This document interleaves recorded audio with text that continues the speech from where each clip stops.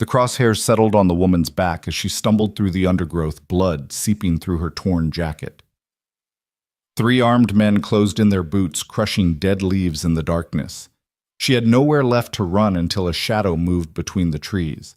The hunters didn't know they'd just entered the territory of Daniel Hayes, a single father who'd buried his Navy SEAL past along with his wedding ring. Tonight, that past was about to claw its way back to the surface. Stay with me to see how one man's quiet life explodes into chaos when the woman he saves brings war to his doorstep. Comment your city below.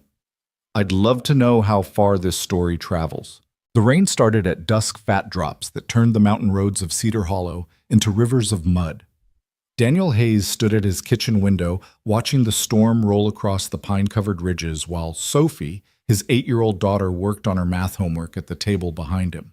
The pencil scratched against paper in a rhythm that had become the soundtrack to their quiet life. "Dad, what's 7 times 8? Sophie asked, her voice cutting through the drumming rain. "You know this one, sweetheart. Count it out." She groaned dramatically the way only 8-year-olds could manage. "But it's hard." "Hard things are worth doing."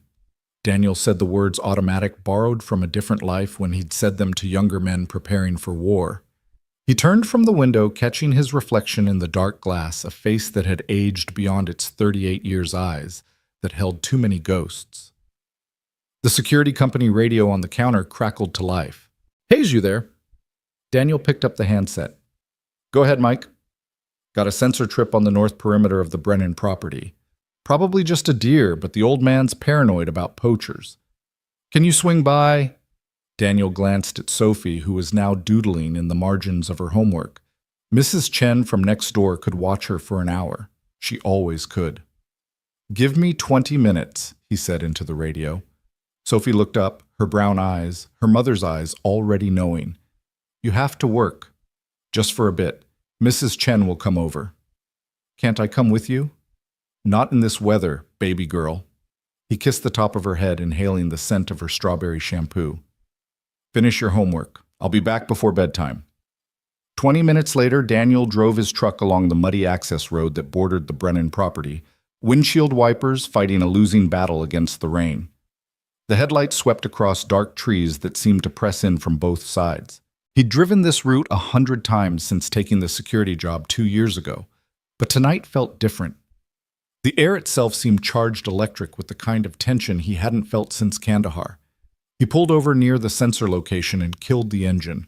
The rain hammered on the truck's roof as he grabbed his flashlight and stepped out into the storm. Water immediately soaked through his jacket, but he barely noticed. His attention had shifted to something his conscious mind hadn't yet processed, that sixth sense that had kept him alive through 3 tours. The forest was wrong. Too quiet beneath the rain. No small animals rustling. No nightbirds. Daniel moved into the trees, his footsteps silent despite the wet leaves. The flashlight remained off. His eyes had already adjusted to the darkness, picking out shapes and shadows with practiced ease. 50 yards in, he found the first sign, broken branches at shoulder height, too deliberate to be wildlife. Then he heard it, labored breathing barely audible above the rain. He froze listening. The breathing came from his left, maybe 30 feet away. Not an animal. Human. In distress. Daniel approached slowly, every sense alert. Through a gap in the trees, he saw her. The woman was pressed against a massive pine trunk, trying to make herself invisible. Her dark hair was matted with rain and what looked like blood. Her jacket was torn at the shoulder, revealing a gash that needed immediate attention. She clutched something against her chest, a waterproof bag held like her life depended on it. Daniel was about to announce himself when he heard them voices coming from the north.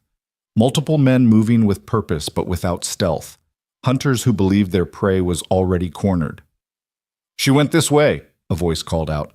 "Blood trail leads straight through here." The woman's eyes went wide with terror. She pushed herself away from the tree, ready to run, but her legs gave out. She fell to her knees in the mud, a sob escaping her lips. Daniel made his choice in an instant. He moved from cover, covering the distance between them in 3 quick strides. Her head snapped up, mouth open to scream, but he pressed a finger to his lips.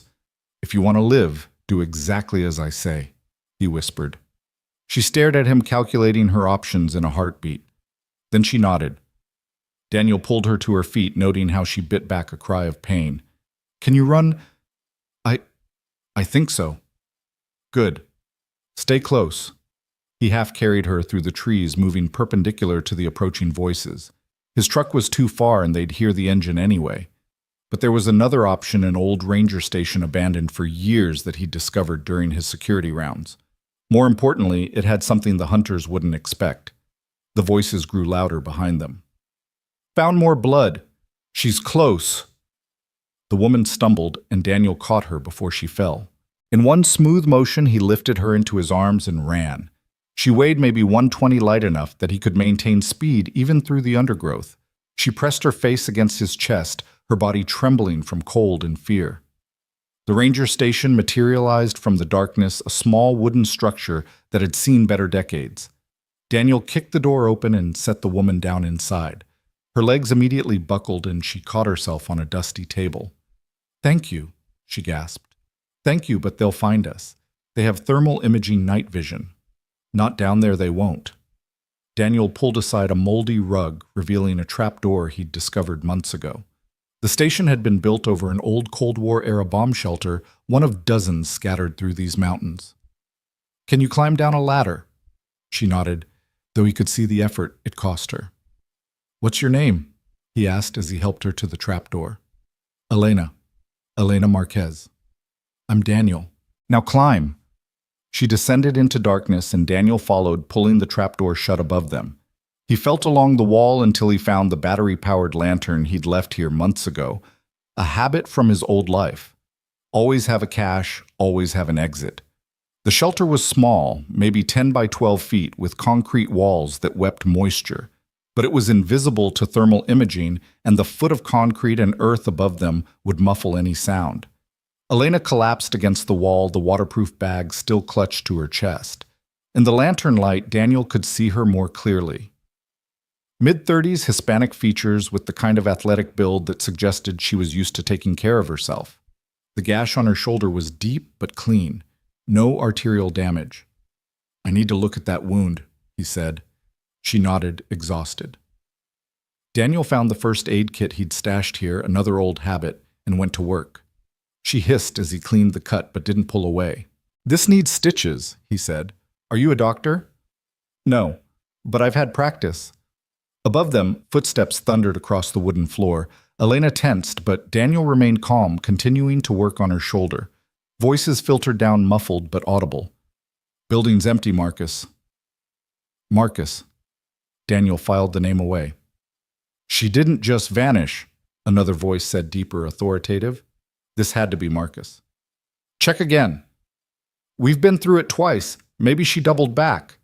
A long pause, then, spread out. She's wounded, scared, and alone. She won't get far. The footsteps moved away, but Daniel knew they wouldn't go far. These men were professionals. He could tell by how they moved, how they communicated. They'd establish a perimeter wait for dawn. They'll be back, Elena whispered. Let them come. Daniel finished bandaging her shoulder. Tell me who they are. She was quiet for so long he thought she wouldn't answer. Then, private military contractors. Blackstone Solutions. Daniel's hand stilled. He knew that name, knew their reputation. They did the dirty work that governments couldn't officially sanction. Why are they after you? Elena looked at the waterproof bag in her lap. I have something they want. Something they'll kill for. What is it? She met his eyes, and he saw a flash of steel beneath the exhaustion. Proof that they murdered my father, among other things. Daniel sat back on his heels. He'd wanted a quiet life, a safe place to raise Sophie after everything that had happened. But looking at this woman wounded, hunted, but unbroken, he knew that life had just ended. My daughter, he said suddenly. I need to call. No. Elena grabbed his wrist. They'll be monitoring all cell signals in the area. Any call you make will lead them right to whoever you're calling. The words hit him like a physical blow. Sophie was at home with Mrs. Chen unprotected.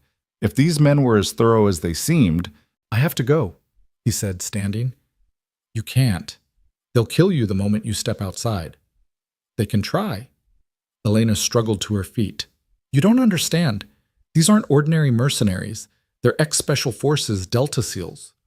Good, Daniel said quietly. Then it'll be a fair fight. Something in his tone made her step back. For the first time since he'd found her, she really looked at him, saw the scars on his hands, the way he moved with economical precision, the absolute lack of fear in his eyes. "Who are you?" she whispered. "Someone who made a promise to keep his daughter safe." He moved to the ladder. "Stay here. Don't come out no matter what you hear." "Wait!" She pulled something from the waterproof bag, a photograph. "This was my father, Captain Miguel Marquez, Navy Intelligence." Daniel took the photo, and the world tilted. He knew that face had served with him on a classified operation in Syria 8 years ago. Miguel had been a good man, one of the few intelligence officers the teams actually trusted. "When did he die?" Daniel asked, his voice rough. 6 months ago. They said it was a training accident. It wasn't. Elena's eyes widened. "You knew him?" "Yeah, I knew him." Daniel handed back the photo. "Stay here. I'll be back." He climbed the ladder, listened at the trapdoor for a full minute, then eased it open. The ranger station was empty, but through the window he could see flashlights moving through the trees. They were searching in a grid pattern, methodical and patient. Daniel slipped out the back door and melted into the forest. The rain had lessened to a drizzle, which made moving silently both easier and harder. Easier because the soft patter covered small sounds. Harder because the men hunting Elena would be able to hear better too. He counted 4 lights, which meant at least 4 men, but there would be others probably stationed on the roads watching for vehicles. They'd have night vision, body armor, automatic weapons, all the advantages, except one. They didn't know he was here. Daniel circled wide, moving through the forest like a ghost. His feet found silent paths between leaves and twigs, his body flowing around obstacles rather than pushing through them. It took him 15 minutes to work his way behind the nearest searcher. The man was good, maintaining proper spacing from his teammates, checking his 6 regularly, but he was focused on finding a wounded woman, not expecting a hunter to become prey. Daniel struck from behind his arm, snaking around the man's throat in a blood choke. The man had a fraction of a second to tense before his brain shut down from lack of oxygen. Daniel lowered him silently to the ground, zip-tied his hands and feet with the man's own restraints, and gagged him with tactical tape from the man's vest. 1 down. He took the man's radio earpiece and night vision goggles. The chatter in his ear was professional disciplined. "Sector 3 clear, moving to 4. Copy. Sector 2 clear. Maintain spacing. She's here somewhere." Daniel keyed the radio. "Sector 5 clear." He'd mimicked the unconscious man's slight Texas drawl perfectly, another skill from another life. "Roger that, Thompson." Thompson. Now he had a name to go with the unconscious face. Daniel moved toward the next searcher, but something made him freeze. A new voice on the radio, one that made his blood run cold. "All units be advised. We've identified the Good Samaritan. Daniel Hayes, former SEAL Team 6, lives about 3 miles from here. Divorced 1 daughter. I want a team on his house now." The words hit Daniel like a sledgehammer. They knew who he was. Somehow they'd identified him, which meant Sophie. The careful, methodical approach vanished. Daniel broke into a run, no longer caring about silence. He had to get to his daughter. "Movement Sector 4. Converge, all units, converge." Muzzle flashes lit up the forest. Bullets whined past Daniel's head, shredding bark from trees. He zigzagged, using the trees as cover, returning fire with Thompson's weapon. The night vision goggles turned the forest into a green-tinged hellscape of shadows and light. He's got NVGs switched to white light.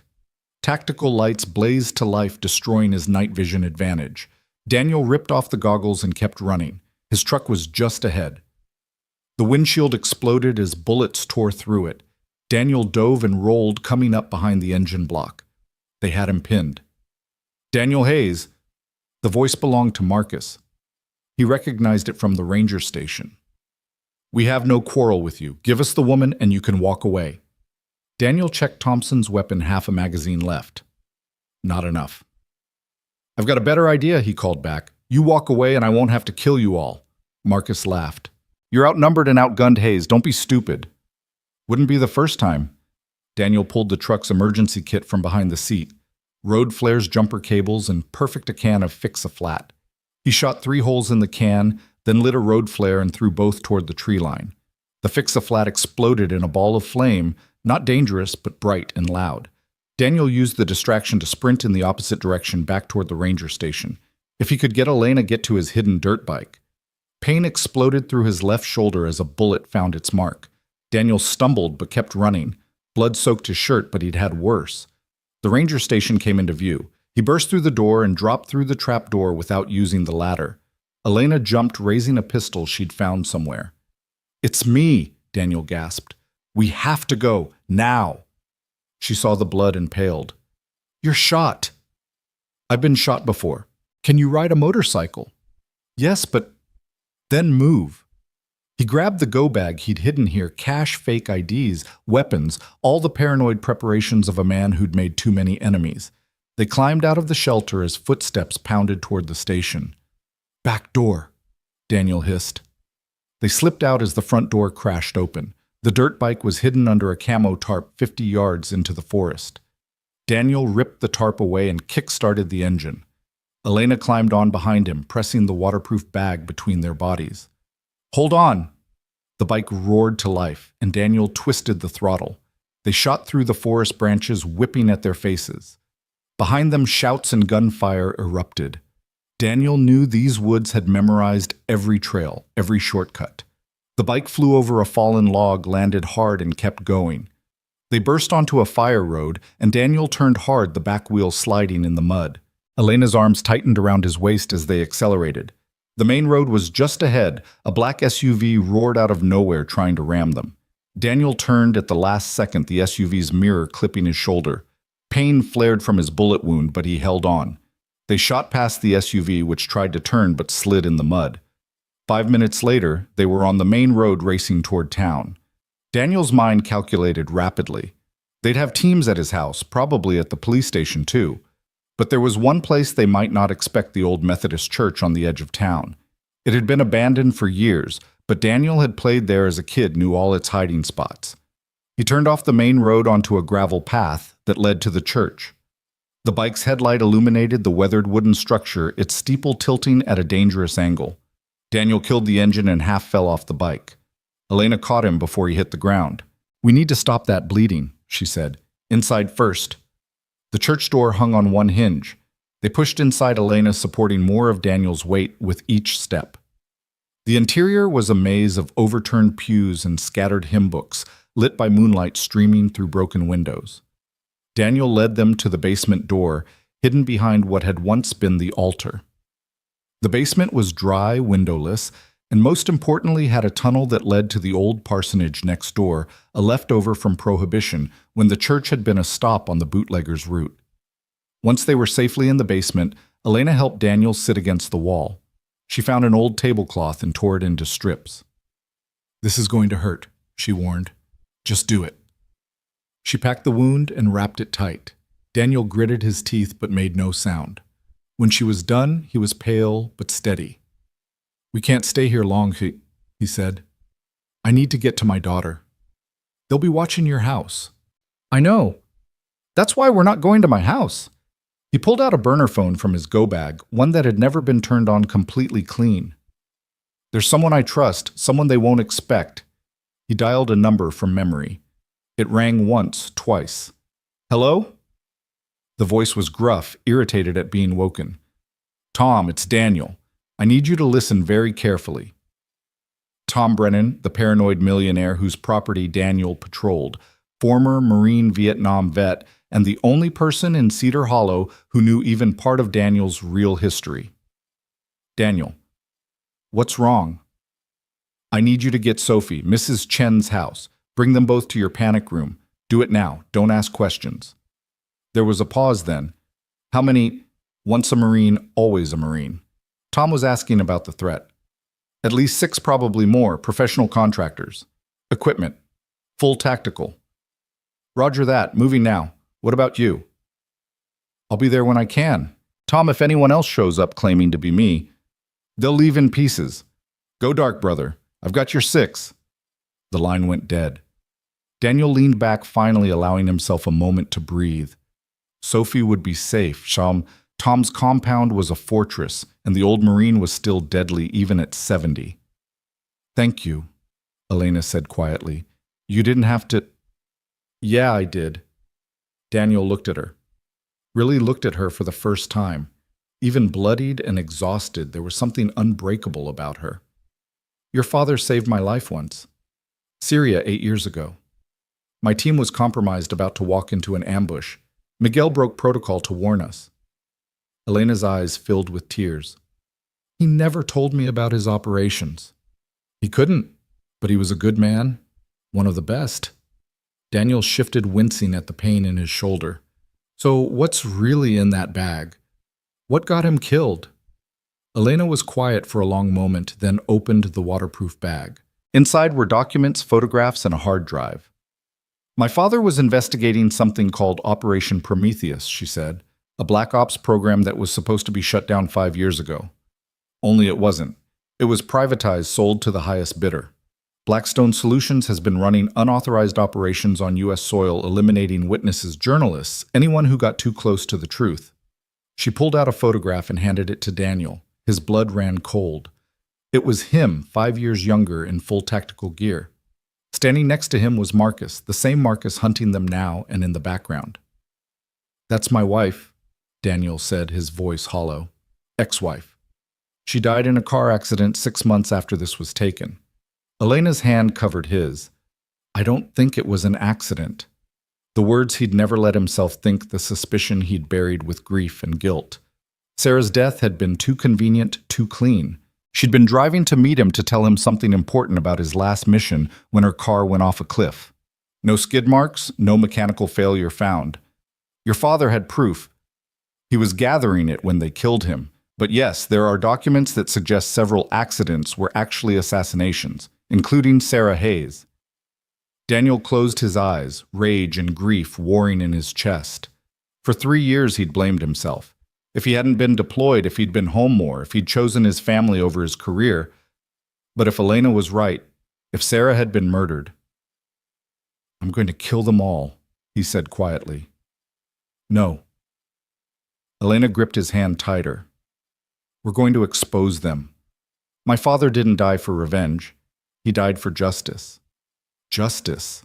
Daniel laughed bitterly. "You think anyone cares? You think the government doesn't already know? Some do. Some are part of it. But there are others, good people who just need proof. FBI, DOJ, even some in the CIA who've been trying to shut this down for years." She pulled out a phone, not a regular phone, but a military-grade encrypted satellite phone. "I have a contact, someone my father trusted. If we can get this evidence to them, they'll bury it. They always do. Not this time. This time we have names, dates, financial records. We have recorded conversations, orders for assassinations, proof of money transfers. This time we have everything." Daniel stared at the documents spread before them. Part of him wanted to burn it all, take Sophie and run, start over somewhere else. But the larger part, the part that had once sworn an oath to defend his country against all enemies, foreign and domestic, knew he couldn't walk away. "All right," he said, "but we do this my way. First we get Sophie somewhere safe, really safe, not just Tom's compound. Then we make copies of everything set up dead man switches. If they take us out, this information goes everywhere. WikiLeaks, every major newspaper, every government watchdog." "Agreed. But Daniel, there's something else you need to know." The way she said it made his skin crawl. "Marcus Kane, the man leading the team hunting us, he was part of your unit. SEAL Team 6. The name hit like a hammer. Marcus Kane. They'd called him Reaper for his kill count. They'd served together for 2 years before Marcus had gone private sector, chasing the big money. "He knows how I think," Daniel said, "how I operate. But you know him too." "I knew who he was. I'm not sure anyone really knows who he is now." Daniel struggled to his feet. "We need to move.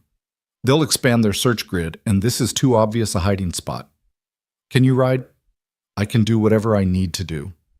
They gathered the documents and made their way through the tunnel to the parsonage. The old house was a skeleton of its former self, but it provided cover as they made their way to the edge of the property.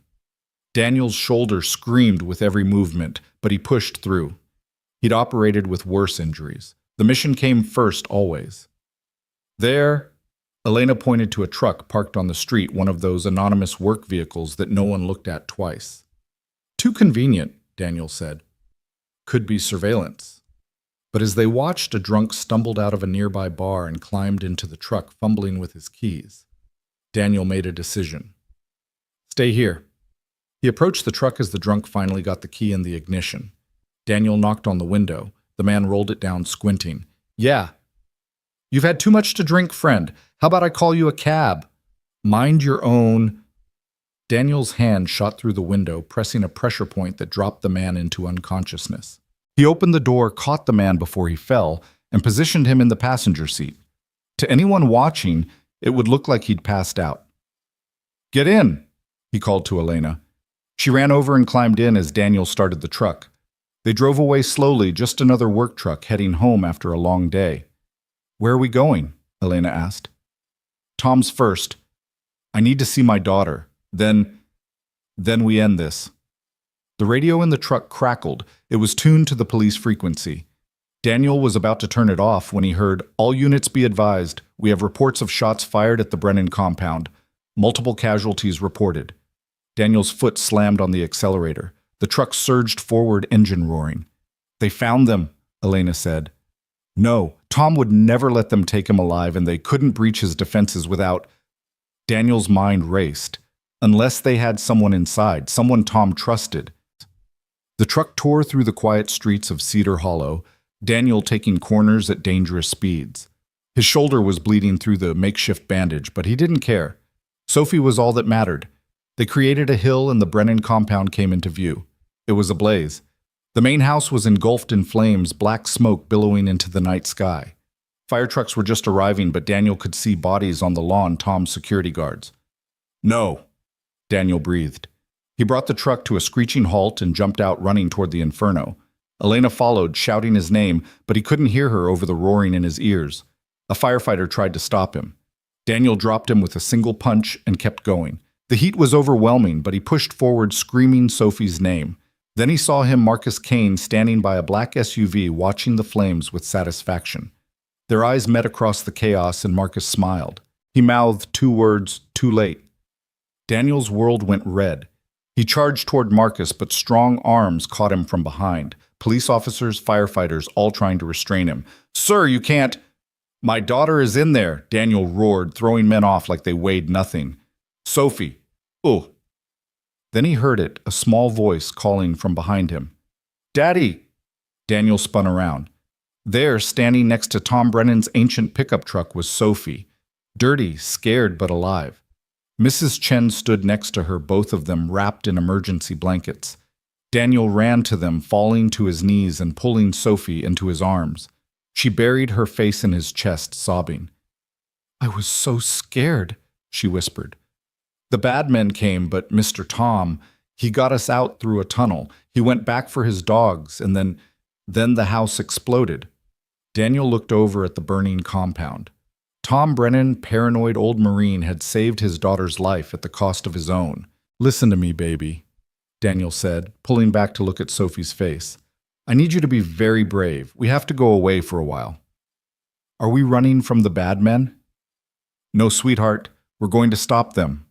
Elena appeared beside them. "Daniel, we have to move. Now!"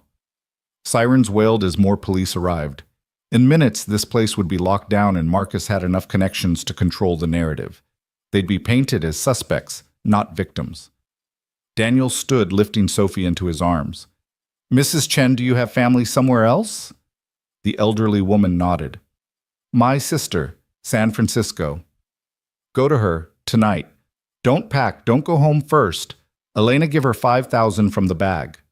Elena didn't hesitate, pulling cash from the go bag and pressing it into Mrs. Chen's hands. "Thank you," Daniel told the old woman, "for everything." She touched Sophie's face gently. "You keep her safe. With my life." They ran to the stolen truck, Daniel buckling Sophie into the back seat. As they drove away, he could see Marcus in the rearview mirror standing like a dark sentinel against the flames. This wasn't over. It was just beginning. "Where are we going?" Elena asked. Daniel thought of all the safe houses he'd set up over the years, all the contingency plans he'd never thought he'd need. But there was only one place Marcus wouldn't expect, one place that might give them the time they needed. North, he said. There's an old cabin in the mountains completely off the grid. We can regroup there, make our plan. And then Daniel met Elena's eyes, and she saw the predator that lived beneath the suburban father exterior. Then we hunt. Sophie had fallen asleep in the back seat, exhausted by terror and adrenaline. Daniel drove through the night, taking back roads and Forest Service tracks that didn't appear on any GPS. His shoulder throbbed with each turn of the wheel, but he pushed through the pain.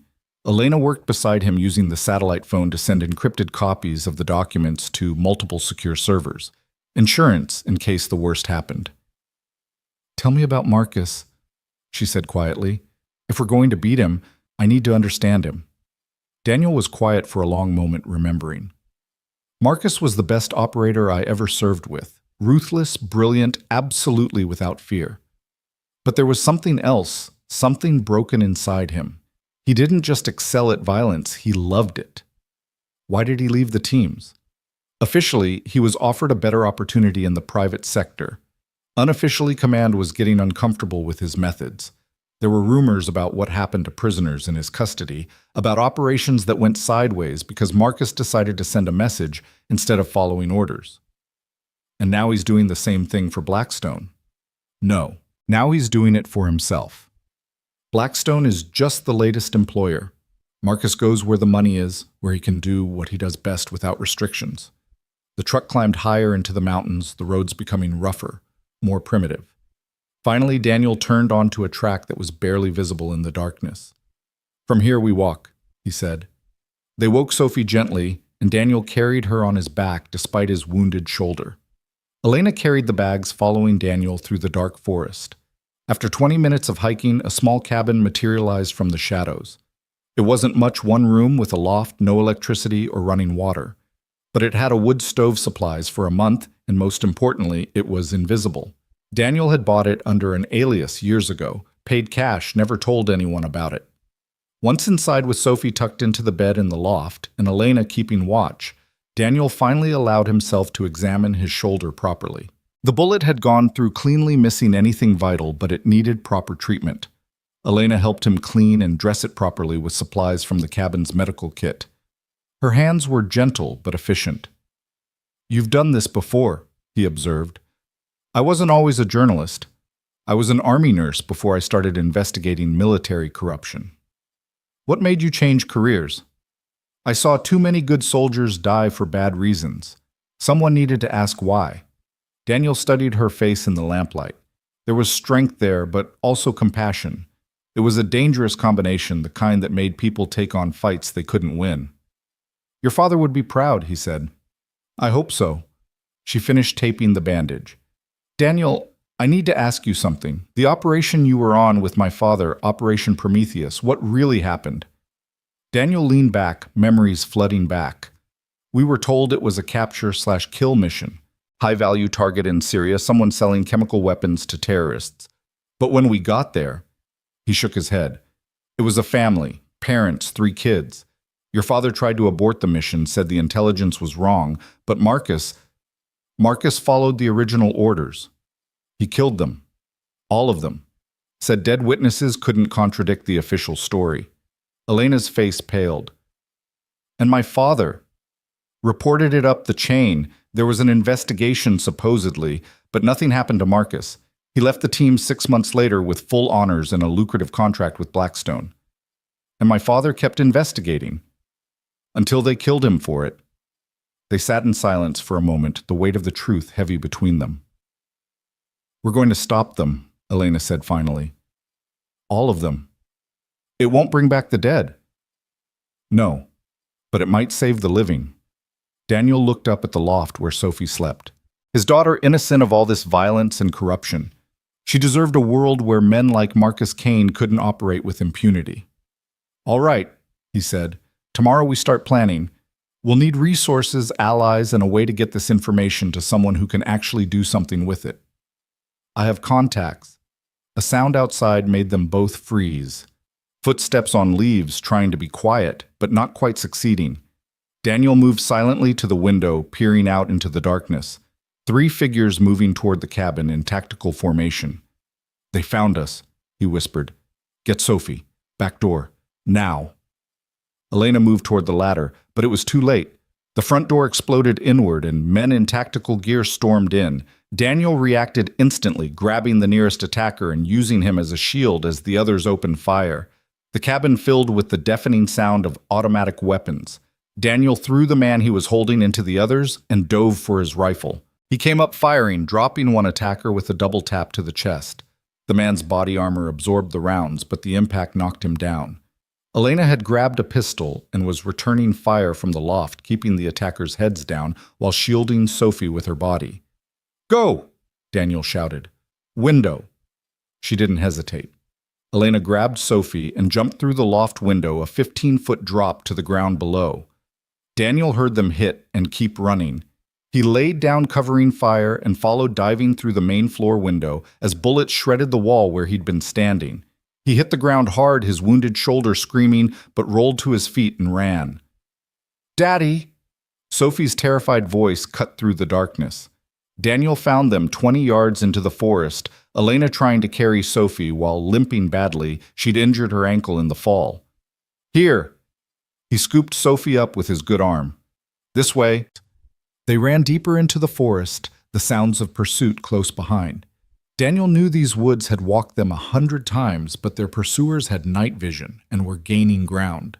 Then he remembered the old mine shaft abandoned for 50 years.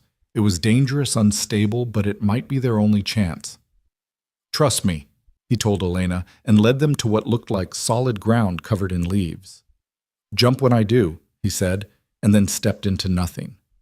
They fell 8 feet into darkness, landing in a pile of decades-old mining debris. Sophie cried out, but Daniel covered her mouth gently. "Shh, baby, we have to be quiet." Above them, footsteps approached. Daniel could see flashlight beams dancing across the opening. "They came this way," a voice said. "Track's clear. Check the perimeter. They couldn't have gone far." The footsteps moved away, but Daniel knew they'd be back. The mine shaft extended deeper into the mountain he'd explored it once years ago. It was dangerous, but staying here was certain death. "Can you walk?" he asked Elena.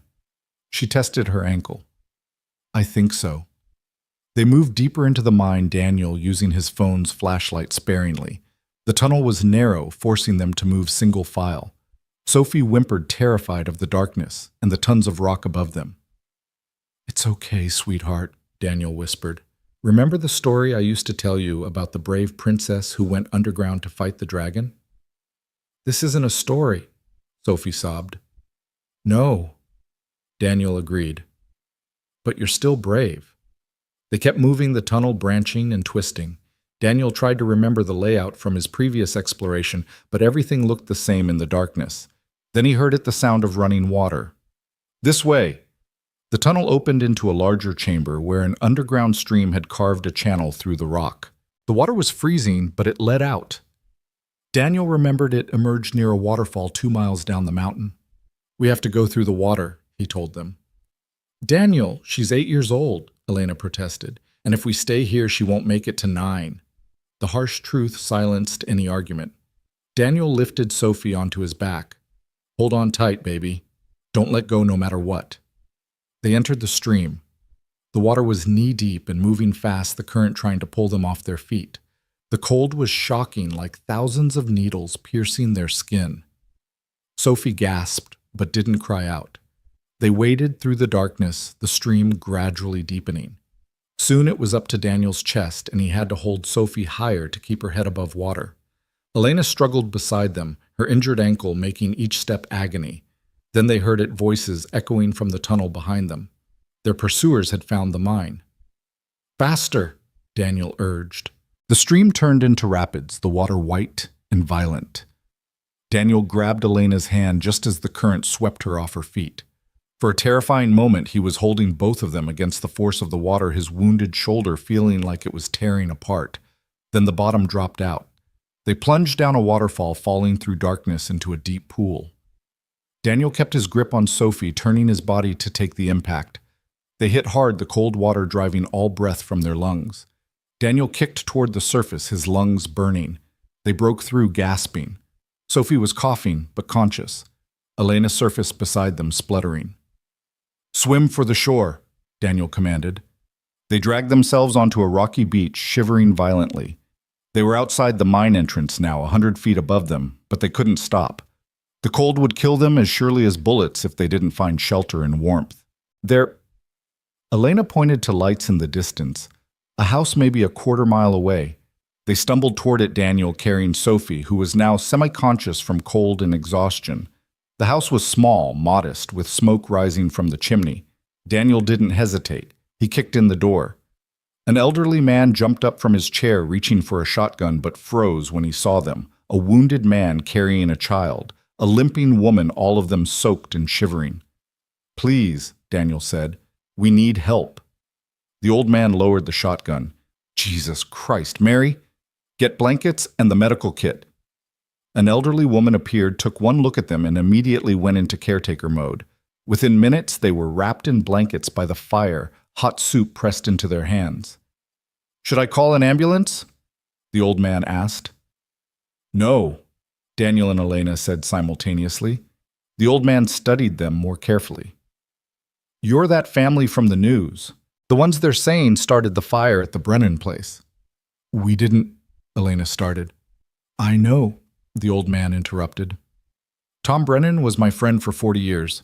He called me tonight, told me if anyone showed up looking like they'd been through hell, I was to help them." He pulled out a set of keys. His backup plan. "There's a truck in my barn supplies in the bed. He said you'd know where to go." Daniel closed his eyes, gratitude and grief warring in his chest. Even in death, Tom was watching his six. "Thank you," he managed. "Don't thank me. Just stop whoever did this to Tom." They changed into dry clothes the couple provided. Daniel's shoulder was properly treated, and Sophie was bundled into multiple layers. The old man's wife made them take food water and a thermos of hot coffee. "Where will you go?" she asked. "Better you don't know," Daniel replied. The truck was old but solid, with a full tank and supplies for a long journey. As they drove away, Daniel saw the old couple standing in their doorway watching them go. Good people who'd risked everything to help strangers. "Where did Tom mean for us to go?" Elena asked. Daniel smiled grimly. "He had a brother in Montana, former CIA. If anyone can help us get this information to the right people, it's him." "That's a long drive." 15 hours if we push it, but first we need to make a stop." "Where?" "My storage unit. There are things there we'll need." They drove through the rest of the night, Sophie sleeping fitfully in the back. As dawn broke, they pulled into a storage facility on the outskirts of a small town 50 miles from Cedar Hollow. Daniel punched in the code, and the gate opened. Unit 47 was in the back, away from cameras. Inside was his past weapons, communications, equipment cache, in multiple currencies and documents he'd hoped never to need again. "My God," Elena breathed. "You were preparing for war." "I was preparing to disappear," Daniel corrected. "But war will do." He loaded specific items into duffel bags, encrypted satellite phones, night vision equipment, body armor that would fit Elena, and weapons. Lots of weapons. "Is all this legal?" Elena asked. "Does it matter anymore?" She had no answer to that. As they loaded the truck, Daniel's tactical phone, one that only 3 people in the world had the number for, buzzed. He looked at the message, and his blood ran cold. "Hello, brother," it read. "Nice disappearing act at the mine. But you can't run forever. I have something you want. You have something I need. Let's make a deal." M. Attached was a video. Daniel opened it with trembling hands. It was Tom Brennan, bloodied but alive, tied to a chair. "He's alive," Daniel breathed. Tom looked into the camera and spoke, his voice rough but unbroken. "Daniel, don't you dare trade yourself for me. You protect that little girl. That's an order, Marine." Marcus's voice came from off camera. "Touching. But here's the thing, Daniel. I know you. You won't let him die. Storage Unit 47 wasn't it. You have 10 minutes before I start removing pieces of your friend." Daniel looked around. They'd been tracked. Probably had been since they left the mine. This had all been orchestrated to get them here. Get in the truck, he told Elena. Take Sophie and go. No, we're not splitting up. This is my fight. This became our fight the moment they killed my father. Elena's eyes blazed with determination. We do this together or not at all. Daniel wanted to argue, but there was no time. Marcus would make good on his threat. Sophie stays in the truck, he said. No matter what. Agreed. They positioned the truck for a quick escape. Sophie huddled in the back with strict instructions to stay down and hidden. Daniel and Elena took defensive positions behind concrete barriers. They didn't have long to wait. 3 SUVs roared into the storage facility surrounding them. Men in tactical gear deployed with military precision. And then Marcus Kane stepped out. He hadn't changed much in 5 years, same cold eyes, same predator's grace. He was holding a tablet showing Tom still alive, but clearly in pain. Daniel, Marcus called out, it's been too long. Not long enough, Marcus laughed. Come now, is that any way to greet an old teammate? We bled together, brother. We're not brothers, we never were. No, Marcus agreed. I was always better. That's why they chose me for Prometheus. You were too soft, too bound by rules and conscience. Those weren't rules. They were principles. Principles. Marcus spat the word. Your principles got Sarah killed. The words hit like a physical blow. Daniel's finger tightened on his trigger. Oh, you didn't know, Marcus continued. She was going to expose the program. Somehow, she'd gotten access to classified files. We gave her a chance to walk away, but she was just like you, too principled, so we had to remove her from the equation. Daniel stood up from cover, his rifle aimed at Marcus's head. Every man in the facility raised their weapons in response. There it is, Marcus said softly. There's the killer I trained with, the one who could put a bullet through a man's eye at 1,000 yards and sleep like a baby that night. I'm going to kill you, Daniel said quietly. Eventually, but not today. Today you're going to give me the evidence the woman has, and I'm going to let you walk away. You can take your daughter and disappear. New identities, new life far from all this. And Tom made his choice when he helped you, but I'm feeling generous. The evidence for both your lives.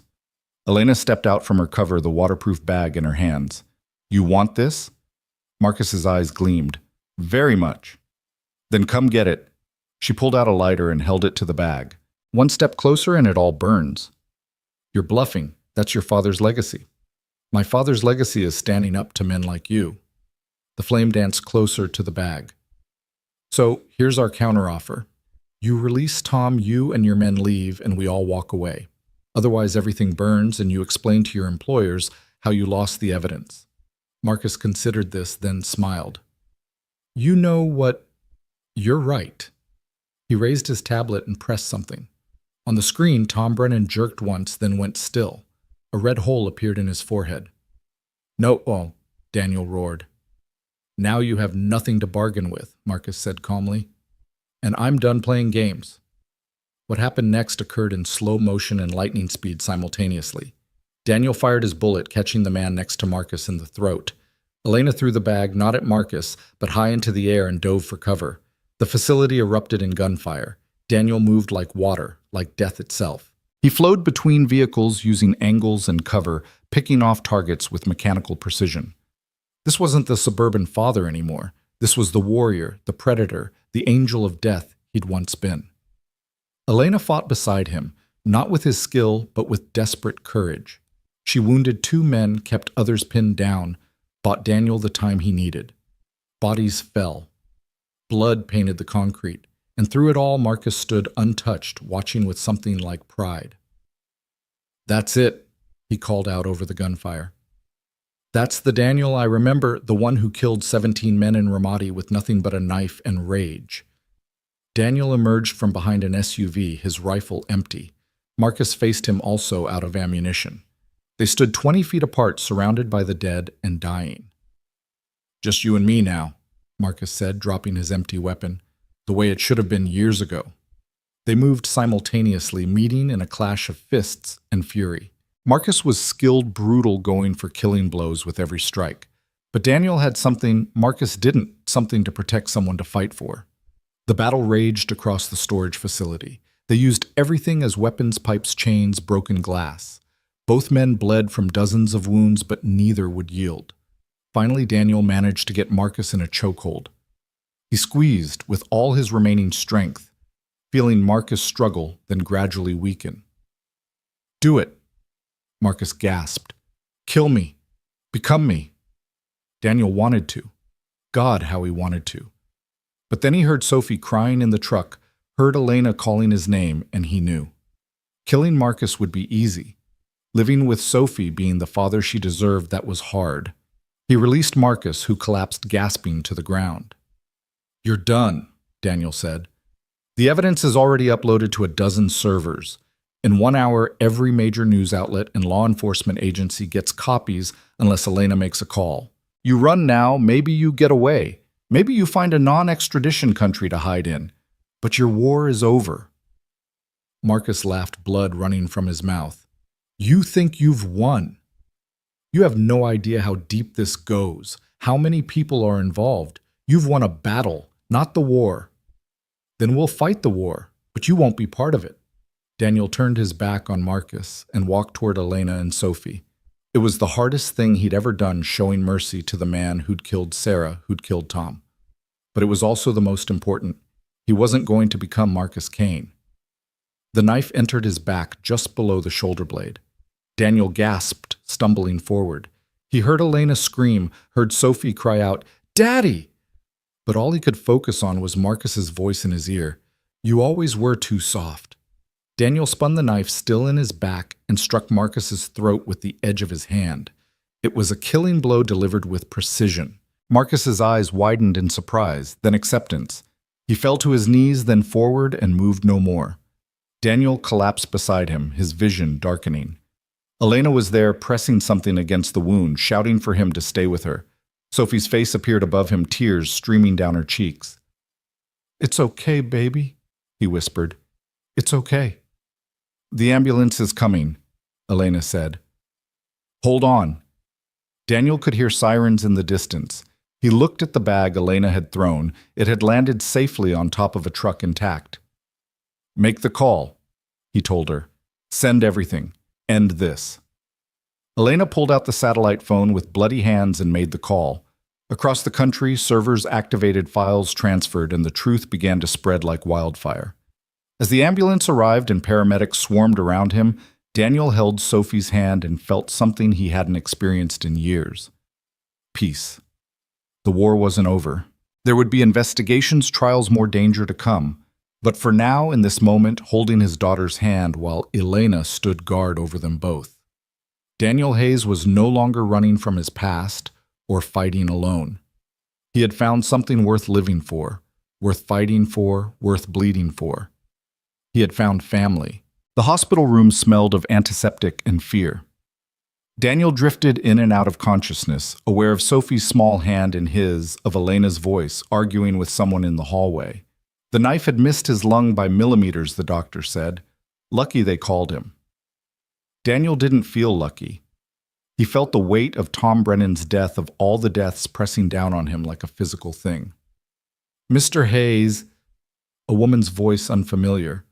Daniel opened his eyes to find a FBI agent standing at his bedside, badge displayed. "I'm Special Agent Rivera.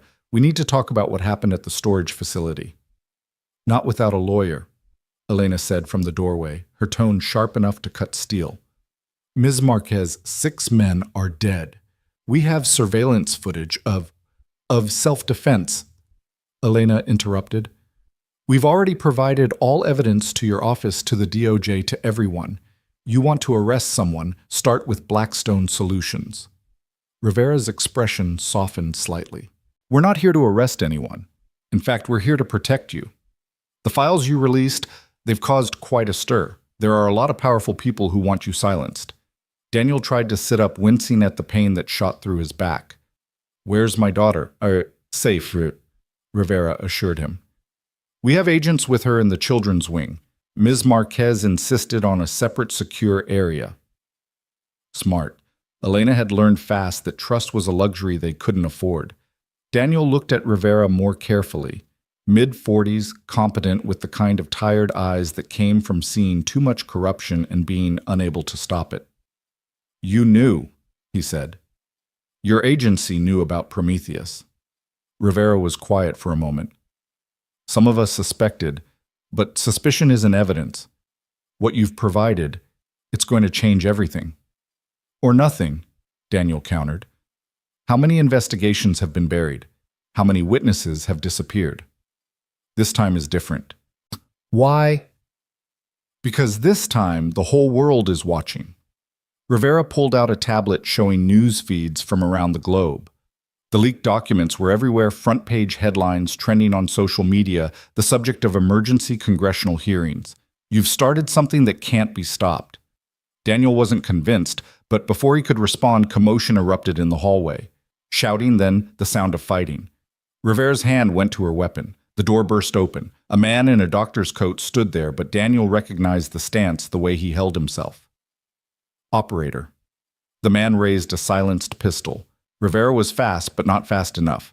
The first shot took her in the shoulder, spinning her around. Elena launched herself at the attacker, but he backhanded her into the wall. The pistol swung toward Daniel. Time slowed. Daniel could see the man's finger tightening on the trigger, could calculate the trajectory of the bullet that would end his life. But he couldn't move fast enough, not with his injuries. The window exploded inward. A figure in black tactical gear swung through on a rappelling rope, firing before his feet even hit the floor. The fake doctor crumpled his shot, going wide. The tactical operator, Daniel couldn't see his face behind the balaclava, swept the room with his weapon, then spoke into a throat mic. "Package secure. 1 friendly wounded, need medical now." More operators flooded the room, setting up defensive positions. One knelt beside Rivera, applying pressure to her wound. The first operator approached Daniel's bed and pulled off his balaclava. Daniel's breath caught. He knew that face: Jake Morrison, former Delta Force, a man he'd worked with on 3 operations before Jake had supposedly died in Afghanistan. "Hey, brother," Jake said with a crooked smile. "Heard you could use some help." "You're dead," Daniel managed. "Officially. Unofficially, I work for people who've been trying to shut down Prometheus for years. People in the shadows who still believe in doing the right thing." "There's no such thing anymore." "Maybe not, but we're going to pretend there is." Jake helped Daniel sit up. "We need to move you, all of you. This won't be the last attempt." "Where?" "Somewhere safe, really safe. Not witness protection safe, but black site safe. Until the hearings are over and everyone involved is either dead or behind bars." Daniel looked at Elena, who was holding a compress to a cut on her forehead. She nodded.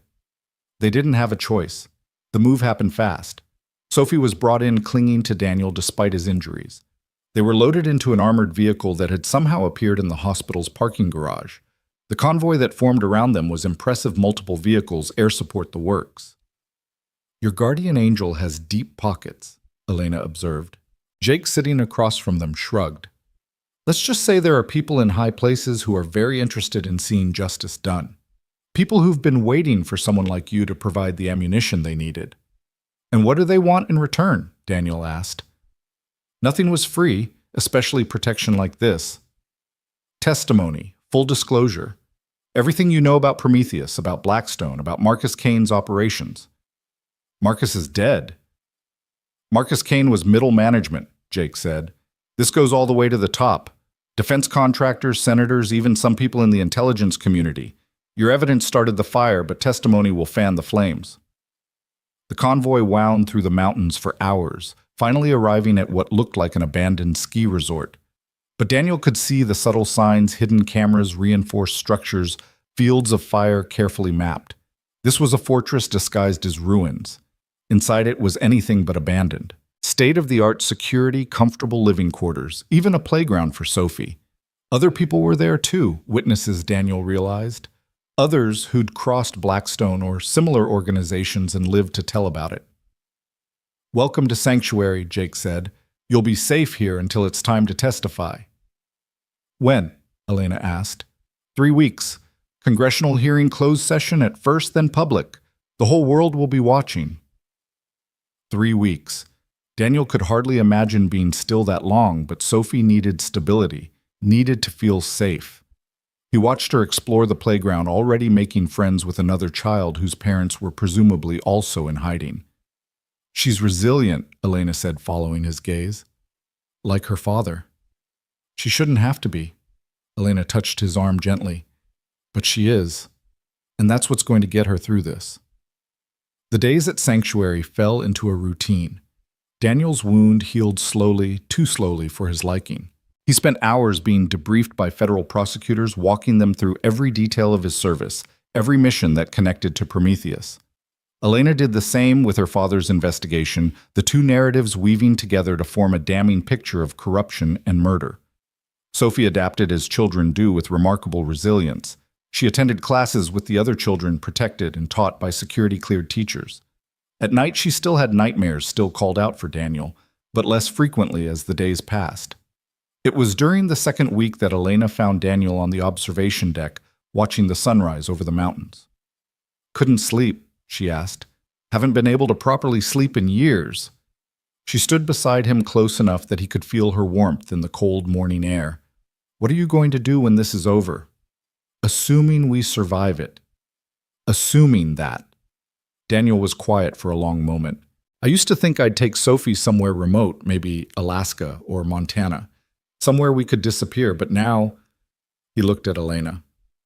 "Running isn't living. Sophie deserves better than a father who's always looking over his shoulder." "So what's the alternative?" "Fight. Not with guns, but with truth. Make sure what happened to Tom, to Sarah, to your father, make sure it means something." Elena stepped closer, and Daniel found his arm going around her shoulders, natural as breathing. They'd been through hell together, saved each other's lives, and somewhere in the chaos, something had grown between them. "My father would have liked you," she said softly. "I'm not sure about that. I was part of the system he was fighting against." "No, you were a soldier. You followed orders until those orders went against everything you believed in. Then you stood up. That takes more courage than blindly following or blindly rebelling." Before Daniel could respond, Jake appeared on the deck. His expression was grim. "We have a problem," he said. "Someone leaked the location of the hearings. Blackstone's moving assets into position." "How many?" Daniel asked, already shifting into tactical mode. "Our intelligence suggests at least 3 teams. They're not going to let you testify." "So we changed the location." "It's not that simple. This is a congressional hearing. The location was set months ago. Security's already in place." "Then increase it." Jake shook his head. "You don't understand. Some of the security is theirs. We don't know who we can trust." Daniel felt the familiar weight of incoming disaster. They'd been naive to think Blackstone would simply let them testify that the rule of law still meant something to these people. "What are our options?" Elena asked. "We can try to get you there in secret, hope we can protect you long enough to testify, or you don't go. You stay hidden, stay safe." "That's not an option," Daniel said flatly. "We testify, or all of this was for nothing." Jake nodded like he'd expected that answer. "Then we do this smart. Multiple routes, decoy convoys, and a small team of people I trust absolutely." "How small?" 4 operators, including me. Any more, and we risk infiltration. 4 operators to protect them against 3 teams of Blackstone mercenaries. The odds were terrible, but Daniel had faced worse. "When do we leave?" "Tomorrow night. We'll move under cover of darkness, take a route they won't expect." The next 36 hours passed in tense preparation. Daniel worked with Jake's team, planning routes, contingencies, fallback positions. Elena prepared her testimony, organizing the evidence into a coherent narrative that would be impossible to deny or dismiss. Sophie sensed the tension and became clingy, refusing to let Daniel out of her sight. "Are the bad men coming back?" she asked as Daniel tucked her into bed the night before they were to leave. He wanted to lie to tell her everything would be fine, but she deserved better than comfortable lies. "Maybe. But I won't let them hurt you." "What about you? Will they hurt you?" Daniel kissed her forehead. "I'm pretty tough, baby girl, and I've got help this time." "Elena's helping." "Yeah, she is." Sophie considered this. "I like her. She's nice, and she makes you smile." "Does she?" "You don't smile much, Daddy, but when she's around you do." Out of the mouths of babes. Daniel hadn't realized it was so obvious, but Sophie was right. Despite everything, despite the danger and death that surrounded them, Elena made him remember what it felt like to hope. The morning of their departure dawned gray and cold, with snow beginning to fall.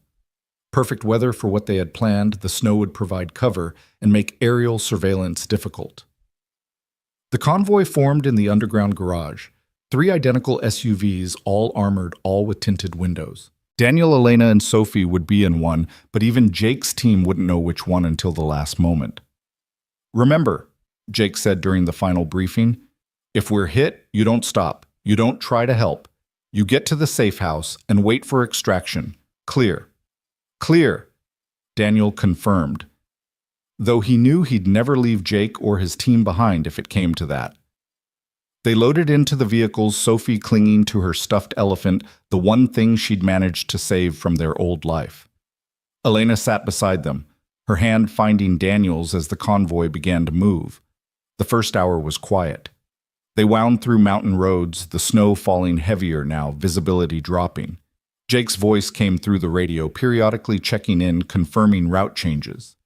They were descending toward the interstate when it happened. The lead vehicle exploded, flipping through the air in a ball of fire. IED Daniel's mind cataloged automatically. The convoy scattered, training taking over. "Contact front," Jake's voice crackled through the radio. Multiple shooters, elevated positions. The world erupted in gunfire. Bullets sparked off the armored glass of their SUV as the driver, one of Jake's men, threw the vehicle into a controlled skid, using it as cover. "Stay down!" Daniel shouted, pushing Sophie to the floor and covering her with his body. Through the windows, he could see muzzle flashes from the tree line. At least a dozen shooters positioned perfectly for an ambush. They'd known the route. Someone had leaked it. "We need to move," the driver shouted. "They'll have the road blocked ahead." "Off-road," Daniel commanded, "through the trees." The driver didn't hesitate, yanking the wheel hard right and plowing into the forest. Trees scraped against the vehicle branches, shattering against the reinforced windows. Behind them, the firefight continued, Jake and his team buying them time with their lives. They burst out of the trees onto another road, nearly colliding with a civilian pickup truck. The driver corrected tires, screaming, and accelerated toward the highway. "Jake, we're clear," Daniel said into the radio. "What's your status?" "Static." Then faintly, "Go. Safe house. We'll hold." The transmission cut off. Elena was already on the satellite phone calling for help, for backup, for anything. But Daniel knew the truth. They were on their own now. The safe house was 40 miles away, a nondescript house in a suburban neighborhood. They made it in 20 minutes, the driver pushing the damaged SUV to its limits. They pulled into the garage, the door closing behind them before the engine even stopped. "Everyone okay?" Daniel asked, checking Sophie for injuries. She nodded, tears streaming down her face, but unhurt. Elena had a cut on her cheek from flying glass, but nothing serious. The driver, Daniel, finally recognized him as Mitchell, former Marine Recon, was already setting up defensive positions. "They'll find us," he said. "That ambush was too well coordinated. They knew our routes, all of them." "How long do we have?" Daniel asked. "An hour, maybe 2. Not enough time for help to arrive, assuming help was even coming. Daniel made a decision. "You take Elena and Sophie," he told Mitchell. "Get them to the hearing." "No," Elena said immediately. "We're not splitting up." "Elena?" "No." Her voice was fierce. "We do this together or not at all. That's what you told me, remember." Before Daniel could argue, his phone buzzed. Unknown number. He almost ignored it, then answered on instinct. "Hello, Daniel." The voice was familiar but unexpected. Senator Patricia Walsh, chair of the Intelligence Committee.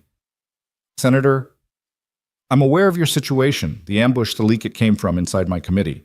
I'm handling it, but you need to know you're walking into a trap. The hearing compromised. But if you don't show they win, everything gets buried." She paused. "There's another way. The press is gathered outside the building. If you go public, if you testify in front of the cameras instead of behind closed doors, they can't stop you. They won't dare not with the whole world watching." "They'll try." "Yes. Which is why I'm sending you help. Real help. Check your door in 30 seconds. The line went dead. Daniel looked at Mitchell, who shrugged and kept his weapon trained on the door. 30 seconds passed. A knock. 3 short, 2 long, 1 short. Military pattern. Daniel opened the door carefully. A full tactical team stood outside 8 operators in unmarked gear. The lead operator removed his helmet, revealing a face Daniel knew well. Master Sergeant Roy Collins, his former team leader from SEAL Team 6. "Heard you could use some backup," Roy said with a grin. "You're supposed to be in Afghanistan." "Was. Until I saw what you released about Prometheus, about what they did to Sarah." Roy's expression hardened. "A lot of us have been waiting for a chance to make this right. Senator Walsh gave us that chance." Behind Roy, more vehicles pulled up. More operators, all former special forces, all men Daniel had served with or trained with, men who'd kept their honor when the system around them corrupted. "How many, Daniel asked. 42, all volunteers, all ready to ensure you make it to that hearing." For the first time since the ambush, Daniel felt hope. Not just for survival, but for victory. "Then let's end this, Shep," he said. The convoy that formed was unlike anything that had protected them before. Not official, not sanctioned, but bound by something stronger than orders, loyalty to each other and to the truth. They moved through the city like a military operation, vehicles leapfrogging operators providing overwatch from rooftops. Blackstone's teams were waiting, of course. The first attack came 10 blocks from the Capitol building. RPGs and automatic weapons fire from multiple positions. But this time, Daniel's protectors were ready. Counter-snipers eliminated threats before they could engage. Electronic warfare specialists jammed remote detonators. It wasn't a fight. It was a statement. The second attack was more desperate. Blackstone operators in stolen police uniforms tried to establish a roadblock. Roy's team went through them like paper non-lethal, but decisive. They wanted these men alive, wanted them to testify about who gave their orders. By the time they reached the Capitol, the media had been alerted. Cameras were everywhere, broadcasting live as the convoy pulled up. Daniel stepped out first, then helped Sophie down. Elena followed, the evidence bag clutched in her hands. The crowd of reporters surged forward, but Roy's team held them at a respectful distance. Daniel could see senators watching from the building's windows, some looking pleased, others terrified. The truth was coming, and there was nowhere left to hide. "Mr. Hayes," a reporter shouted, "will you testify about Operation Prometheus?" Daniel stopped at the bottom of the Capitol steps, Sophie's hand in his, Elena beside him. He looked directly into the nearest camera. "I'm going to testify about all of it," he said clearly. "About the illegal operations, the murders, the cover-ups, about how private military contractors have been conducting unauthorized operations on American soil, about how they killed my wife Elena's father and dozens of others who tried to expose them." "Can you prove these allegations?" another reporter called. Elena held up the evidence bag. "We have documents, recordings, financial records, everything needed to prove that Blackstone Solutions and their allies in government have been operating outside the law for years." "And you'll name names?" someone asked. "Every single one," Daniel confirmed. They climbed the steps, Roy's team forming a protective corridor. At the top, Senator Walsh waited with Capitol Police real ones, this time carefully vetted. "Mr. Hayes, Ms. Marquez," she said formally, "the committee is ready for your testimony." "We testify publicly," Daniel said, "in front of the cameras." Walsh smiled slightly. "I thought you might say that. We've arranged for the hearing to be held in the main chamber. Every major network will be broadcasting live." They entered the building, footsteps echoing in the marble halls. Sophie walked between Daniel and Elena, brave despite her fear.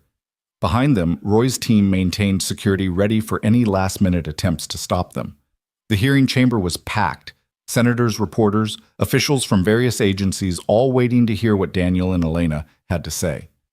At the witness table, 2 chairs waited. 3. Daniel corrected mentally as a Senate aide quickly added a 3rd chair for Sophie. As they took their seats, Daniel saw the men and women scattered throughout the crowd, their bearing marking them as operators. Blackstone's last line of defense, probably armed despite security, but they couldn't act not with cameras rolling, not with the whole world watching. Senator Walsh called the hearing to order. "Mr. Hayes, Ms. Marquez, you understand you're testifying under oath." "We do," they said in unison. "Then please begin." Elena went first. her voice clear and steady as she laid out her father's investigation. She showed documents, played recordings, presented evidence that was impossible to refute. The chamber was silent except for her voice and the scratch of reporters' pens. When it was Daniel's turn, he started at the beginning. His recruitment, his training, his missions. He named names, dates, locations. He described operations that were supposedly classified but had actually been illegal. He talked about Marcus Kane, about the culture of violence for profit that had infected private military contracting. And then he talked about Sarah. My wife was murdered because she discovered the truth about Operation Prometheus. He said, his voice thick with controlled emotion. She was killed on the orders of men who are probably in this room right now. Men who thought they were above the law, above justice. That's a serious accusation, Mr. Hayes. A senator interrupted Senator Graves. Daniel noted one of Blackstone's biggest supporters. Do you have proof? Daniel looked him directly in the eye. Check your bank account, Senator. The ones in the Caymans you thought were hidden. We have the records. We have everything. Graves went pale, sinking back in his chair. The testimony continued for hours. By the end, the scope of the conspiracy was clear. Dozens of operations, hundreds of deaths, billions of dollars in illegal profits, and all of it traceable, provable, undeniable. When they finally finished, the chamber erupted. Senators shouting for investigations, reporters rushing to file stories, federal agents moving to arrest those who'd been named. In the chaos, Daniel felt a small hand slip into his. Is it over, Daddy? Sophie asked. Almost, baby. Almost. But even as he said it, Daniel saw movement in his peripheral vision, one of the Blackstone operators in the crowd reaching inside his jacket. Time slowed as it always did in these moments. The operator pulled out not a weapon, but a phone. He looked at it, then at Daniel, and slowly shook his head. Whatever order he'd been waiting for, it wasn't coming. Or perhaps seeing the truth laid bare, he'd chosen not to follow it. One by one, the other Blackstone operators in the crowd stood and walked out. Not in defeat, but in surrender. The war was over. They'd lost. Outside the Capitol, the crowd had grown enormous. When Daniel, Elena, and Sophie emerged, a cheer went up. Not for celebrities or politicians, but for ordinary people who'd stood up to extraordinary evil and won. Roy's team escorted them through the crowd to waiting vehicles. Not to another safe house, but to a hotel where they could finally rest, finally process everything that had happened. That night, as Sophie slept peacefully for the first time in weeks, Daniel stood on the hotel balcony looking out over the city. Elena joined him as he'd known she would. What now? She asked. Now we rebuild. Sophie needs a normal life, or as normal as possible after all this. And us? Daniel turned to her. In the chaos and violence they'd found, something neither had expected. Not just partnership, but possibility. I don't know, he admitted, but I'd like to find out. Elena smiled, the first real smile he'd seen from her since this all began. So would I. They stood together in comfortable silence, watching the city lights, the weight of the past weeks slowly lifting. Tomorrow would bring new challenges, trials, testimony, the long process of justice. But tonight, they were alive, they were free, and they were together. In the room behind them, Sophie stirred in her sleep, then settled. No nightmares tonight. No running, no fear. Just peace, hard-won and precious. The news coverage continued for weeks. The trials would go on for years. But the immediate danger was over. Blackstone Solutions was disbanded, its leaders arrested or fled. The corrupt officials who'd enabled them were exposed, their careers and freedom forfeit. Daniel found them a house outside Denver, not hidden, not fortified, just a normal house on a normal street. Sophie started at a new school, made friends, joined the soccer team. She still had nightmares, sometimes still flinched at loud noises. But children are resilient. She was healing. Elena moved into the guest room, initially maintaining the fiction that she was just staying temporarily while she wrote her book about the investigation. But her toothbrush migrated to the main bathroom. Her clothes filled the empty side of the closet. Her laptop took up permanent residence on the kitchen table. One evening, 3 months after the hearing, Daniel found her there, typing furiously. "How's the book coming?" he asked. "Almost done. Just trying to figure out the ending." "How does it end?" Elena looked up at him, then at Sophie playing in the backyard, then back to Daniel. I think it ends with hope, with the possibility that even after the worst darkness, people can find light again. That's a good ending. It's a beginning, really. She was right, Daniel realized. Everything they'd been through, the violence, the loss, the fight for justice, it was all just the beginning of something new. A life without looking over their shoulders. A future that belonged to them, not to the ghosts of the past. That night, as they sat down to dinner as a family, because that's what they'd become somewhere between the gunfire and the testimony, Sophie asked a question that stopped them both. Elena, are you going to marry my dad? Daniel nearly choked on his water. Elena turned bright red. Sophie, Daniel managed, you can't just... Why not? Sophie asked with 8-year-old directness. You love each other, don't you? Daniel and Elena looked at each other across the table. In that look was everything, the terror of the forest, the desperate flight through the mine, the standing together against impossible odds. But there was more, too. Quiet mornings over coffee. Shared laughter at Sophie's antics. The feeling of coming home to someone who understood the weight of the past and the fragility of the future. Yes, Elena said simply. We do. Sophie beamed. Good. Can we have cake at the wedding? The question of marriage would wait. There was no rush, no need to formalize what they already knew. They were family forged in fire and strengthened by survival. They'd fought for the truth, for justice, for each other. Now they had the harder task of learning to live in peace. But they'd do it together. As Daniel tucked Sophie into bed that night, she asked one more question. Daddy, are you happy? He thought about Tom Brennan, who'd died saving them.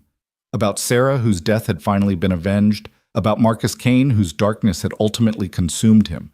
About all the ghosts that would always be with him. Then he thought about Elena downstairs humming while she did dishes. About Sophie safe and loved and looking forward to tomorrow. About the life they were building from the ashes of the old one. Yeah, baby girl, he said, kissing her forehead. I'm happy. And for the first time in years, it was true. The autumn leaves were falling outside their Denver home when the first letter arrived. Daniel found it tucked under the windshield wiper of his truck. No postmark. No return address. Just his name written in precise block letters. He opened it carefully. Old habits making him check for powders or triggers. You testified. You won. But the war isn't over. They're regrouping. Be ready. A friend. Daniel showed it to Elena that evening after Sophie had gone to bed. She studied the handwriting, the paper looking for clues with her investigative instincts. Could be a crank, she said, though her tone suggested she didn't believe it. The trials have been all over the news. Lots of conspiracy theorists out there. Could be. Daniel agreed, but he started checking the house's security systems more frequently, started watching cars that lingered too long on their street. 3 days later, Jake Morrison called. He'd survived the ambush barely and spent months recovering in a CIA medical facility. His voice was different now, rougher, like something had broken inside him that couldn't be fully healed. We need to talk, Jake said. Not on the phone. Can you come to D.C.? Is Sophie safe here? For now. But Daniel, things are happening. Things that weren't in the files you released. Daniel made arrangements with Elena's cousin to watch Sophie for a few days, telling his daughter it was a work trip, nothing more. She accepted it with the resignation of a child who'd learned that sometimes adults had to do things that took them away. The flight to D.C. was turbulent, matching Daniel's mood. Elena sat beside him working on her laptop, but he could see the tension in her shoulders. They both knew this peace they'd found was fragile, possibly temporary. Jake met them at a small restaurant in Georgetown, one of those places that had been there forever, and asked no questions. He looked older, thinner, moving with the careful precision of someone managing chronic pain. Prometheus wasn't the only program, he said without preamble. It was part of something bigger, something that goes back decades. We exposed everyone involved, Elena protested. The arrests, the trials. You exposed one tentacle of the octopus, Jake interrupted. But the body is still out there, still functioning, and now it's angry. He slid a folder across the table. Inside were photographed surveillance shots of men and women Daniel didn't recognize but whose bearing he knew intimately. Operators. Predators. They call themselves the Prometheus Foundation now. Jake explained. Officially, they're a think tank focused on defense policy. Unofficially, they're the survivors of Blackstone and half a dozen other contractors reorganized under new management. Who's running it? Daniel asked, though he had a feeling he already knew the answer. We don't know the name at the top, but the operational commander is someone you know. Victoria Kane. The coffee cup in Daniel's hand cracked. Victoria Kane, Marcus's sister. Former CIA brilliant and, according to rumors, even more ruthless than her brother had been. She blames you for Marcus's death, Jake continued, but it's more than personal. The testimony you gave, the evidence you released, it cost them billions in contracts, dozens of operatives in prison. They want revenge, but they also want to rebuild. And to do that, they need you silenced. So we go to the FBI, Elena said. To the Justice Department. Jake laughed bitterly. With what rumors, suspicions? The Foundation is careful.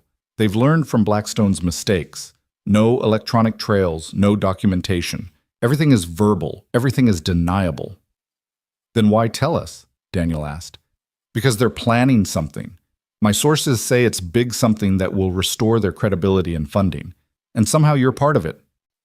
Daniel's mind raced through possibilities, but there were too many variables, too many unknowns.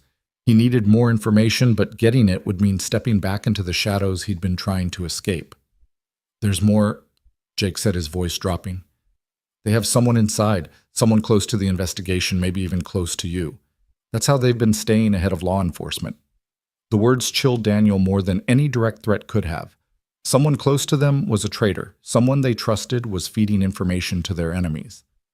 They flew back to Denver that night, both of them silent during the flight, processing what Jake had told them. As they drove home from the airport, Daniel noticed the tail immediately. Black sedan, professional spacing, textbook surveillance. We have company, he told Elena. She didn't turn around, didn't react visibly. How many pull?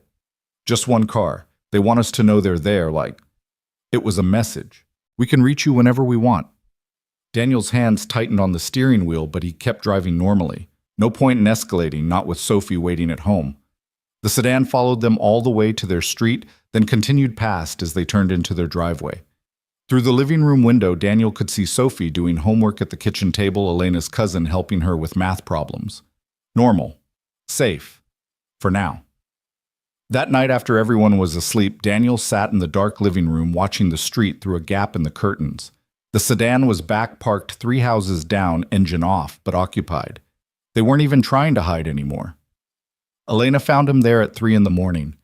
She didn't say anything, just sat beside him and took his hand. We can't live like this, she said finally. I know. Sophie deserves better. I know. So what do we do? Daniel had been thinking about that all night. Running wouldn't work. They'd proven they could find them anywhere. Going on the offensive meant becoming the very thing he'd been trying to leave behind. But there was a third option. We make them come to us, he said. On our terms, on ground we choose. That's dangerous. Everything's dangerous now. But if we control the when and where, we have a chance. Elena was quiet for a moment, then squeezed his hand. How? I need to make some calls. Old contacts, people who owe me favors. And we need to figure out who the mole is. You have a plan. The beginning of one. The next morning, Daniel started making preparations.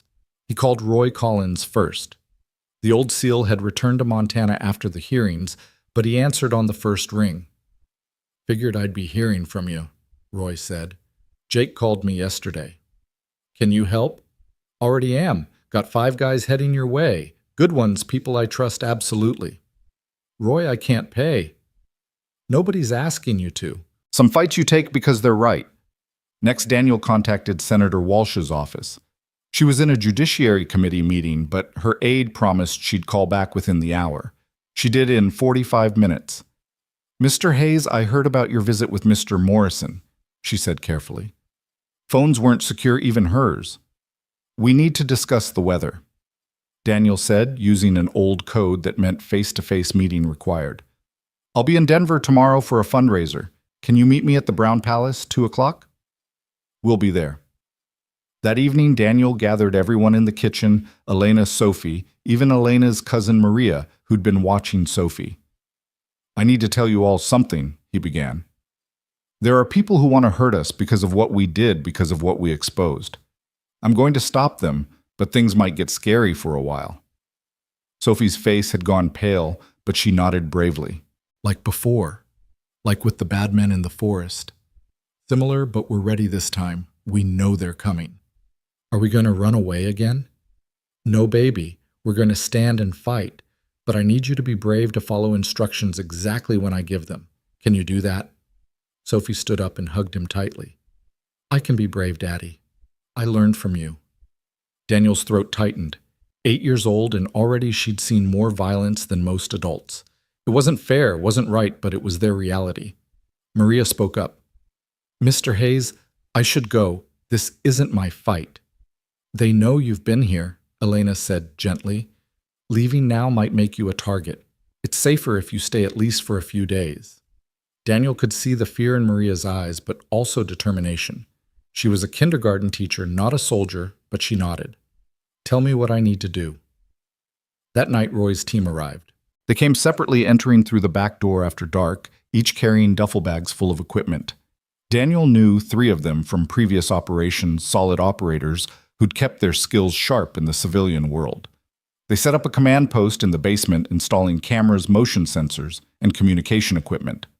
The house was transformed from a suburban home into a defended position, though nothing visible from the outside changed. "They're still watching." One of Roy's men reported monitoring the surveillance feeds. Same sedan rotating crews every 8 hours. "Let them watch, Mom," Daniel said. "I want them to think we're scared, hunkered down." The meeting with Senator Walsh the next day was illuminating.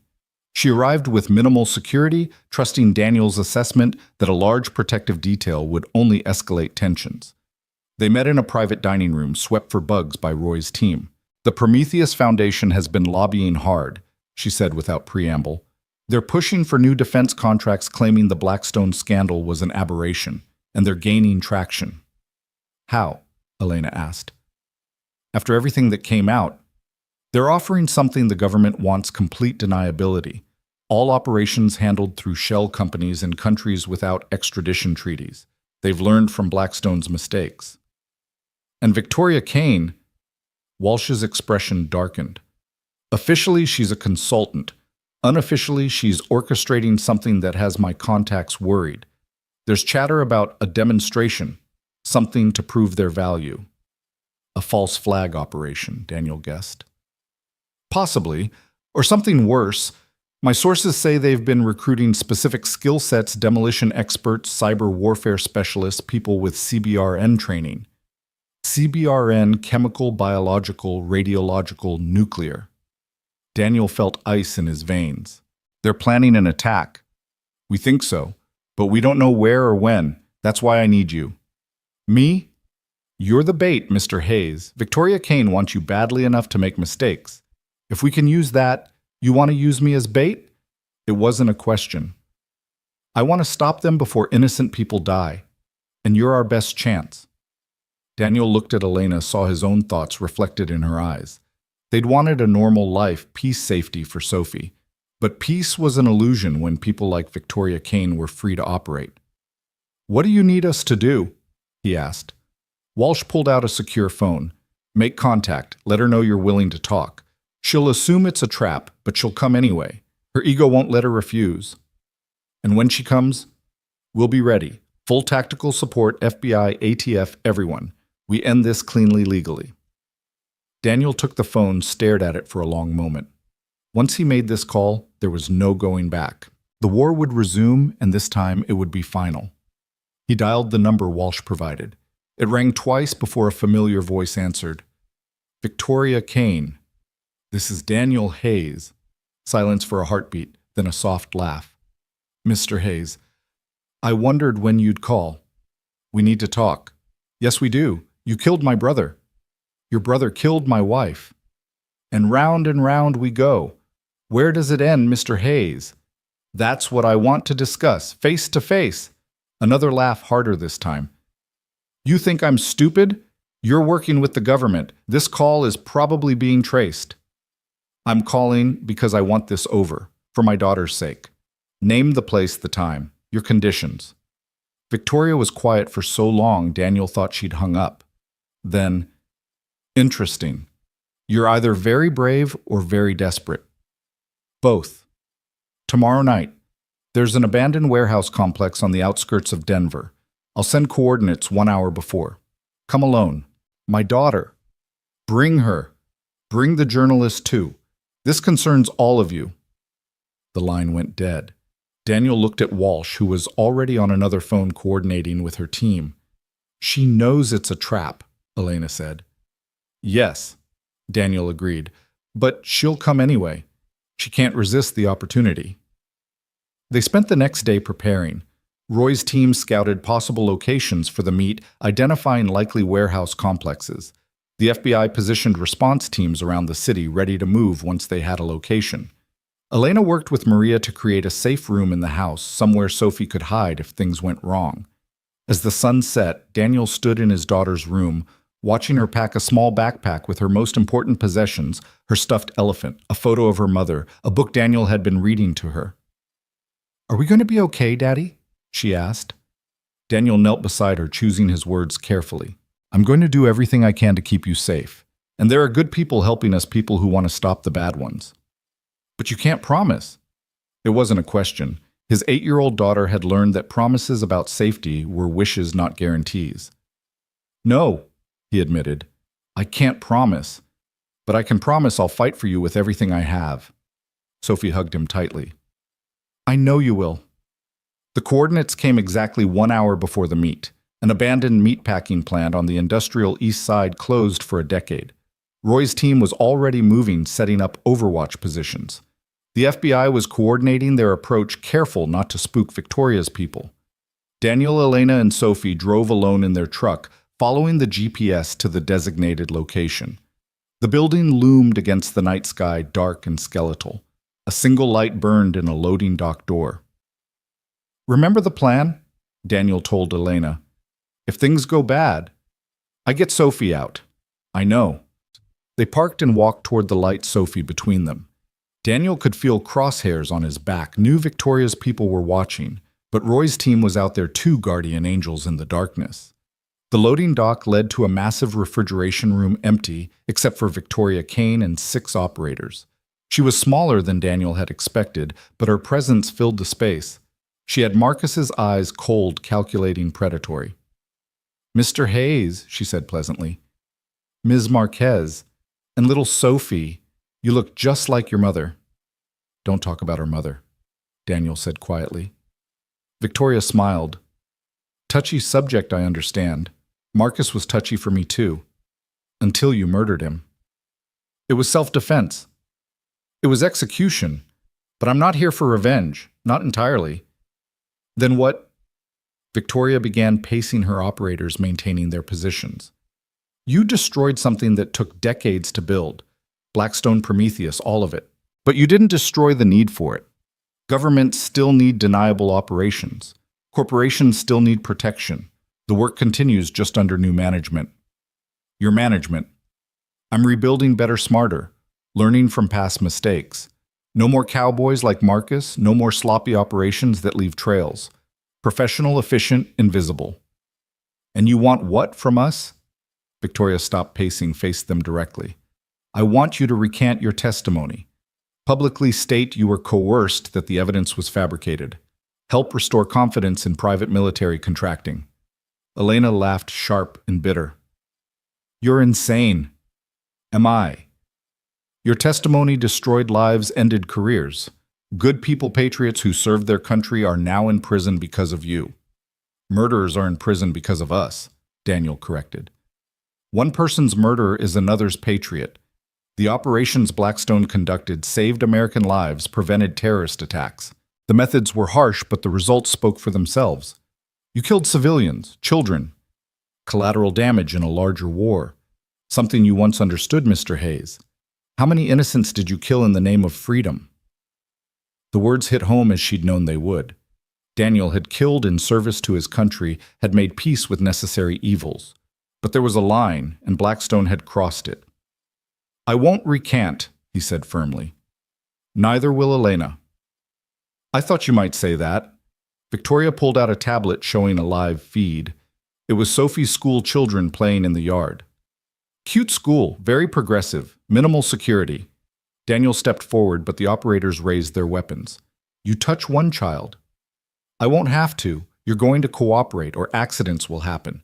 Not just at the school, but everywhere you go. Your friends, Elena's family, everyone you care about will be in danger. Unless what? You work for me. One job using your particular skills. Complete it successfully, and we disappear from your lives forever." "What job?" Victoria smiled. "There's a senator causing problems for our rebuilding efforts. Patricia Walsh. She needs to have an accident." The temperature in the room seemed to drop. Senator Walsh, who'd helped them, who was standing against the foundation. "I won't kill for you," Daniel said. "You've killed for worse people. At least with me you know what you're getting. Complete transparency, just one life to save dozens." "No." "Then Sophie will grow up without a father, and probably without Elena too. Accidents are so common these days." Daniel felt Sophie trembling beside him, trying to be brave but terrified. Elena's hand found his squeezing tight. They were trapped, but Daniel had been trapped before. "I need time to think," he said. "You have 30 seconds. Daniel's mind raced through options. Roy's team was outside, but any signal would result in a firefight with Sophie in the middle. The FBI was coming, but not fast enough. He needed to buy time. "If I do this," he said slowly, "I need guarantees, real ones, not just your word." Victoria raised an eyebrow. "Such as, Sophie and Elena go into witness protection first, somewhere you can't reach them. Then I do your job." "Counteroffer. Elena and Sophie stay with my people as insurance. You complete the job, they go free." "That's not—" The wall exploded. Flashbang grenades filled the room with blinding light and deafening sound. Daniel reacted instantly, throwing himself over Sophie while pulling Elena down. Gunfire erupted, automatic weapons creating a deadly symphony. Through the chaos, Daniel saw Roy's team breaching from multiple points. The FBI was here too sooner than expected. Victoria's operators were good, but they were outnumbered and outmaneuvered. Victoria herself moved like liquid mercury, dodging through the firefight toward an exit. Daniel saw her go and made a choice. He pressed Sophie into Elena's arms. "Get her out!" he shouted over the gunfire, then went after Victoria. She was fast, but Daniel knew how she'd been trained, could predict her movements. He caught her at the exit, tackling her to the ground. They rolled, fighting with brutal efficiency. Victoria was skilled, using every dirty trick in the book. She went for his eyes, his throat, the bullet wound in his shoulder that had never fully healed. But Daniel had advantages, size, strength, and the rage of a father protecting his child. The fight ended when Victoria pulled a knife.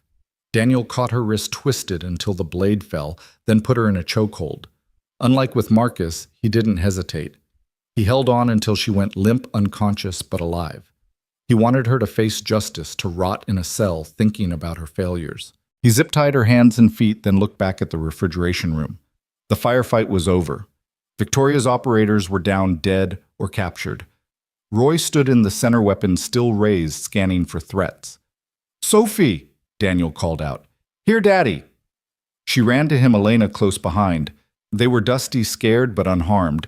Daniel pulled them both close, feeling their hearts beat against his chest. "It's over," he said, though he wasn't sure he believed it.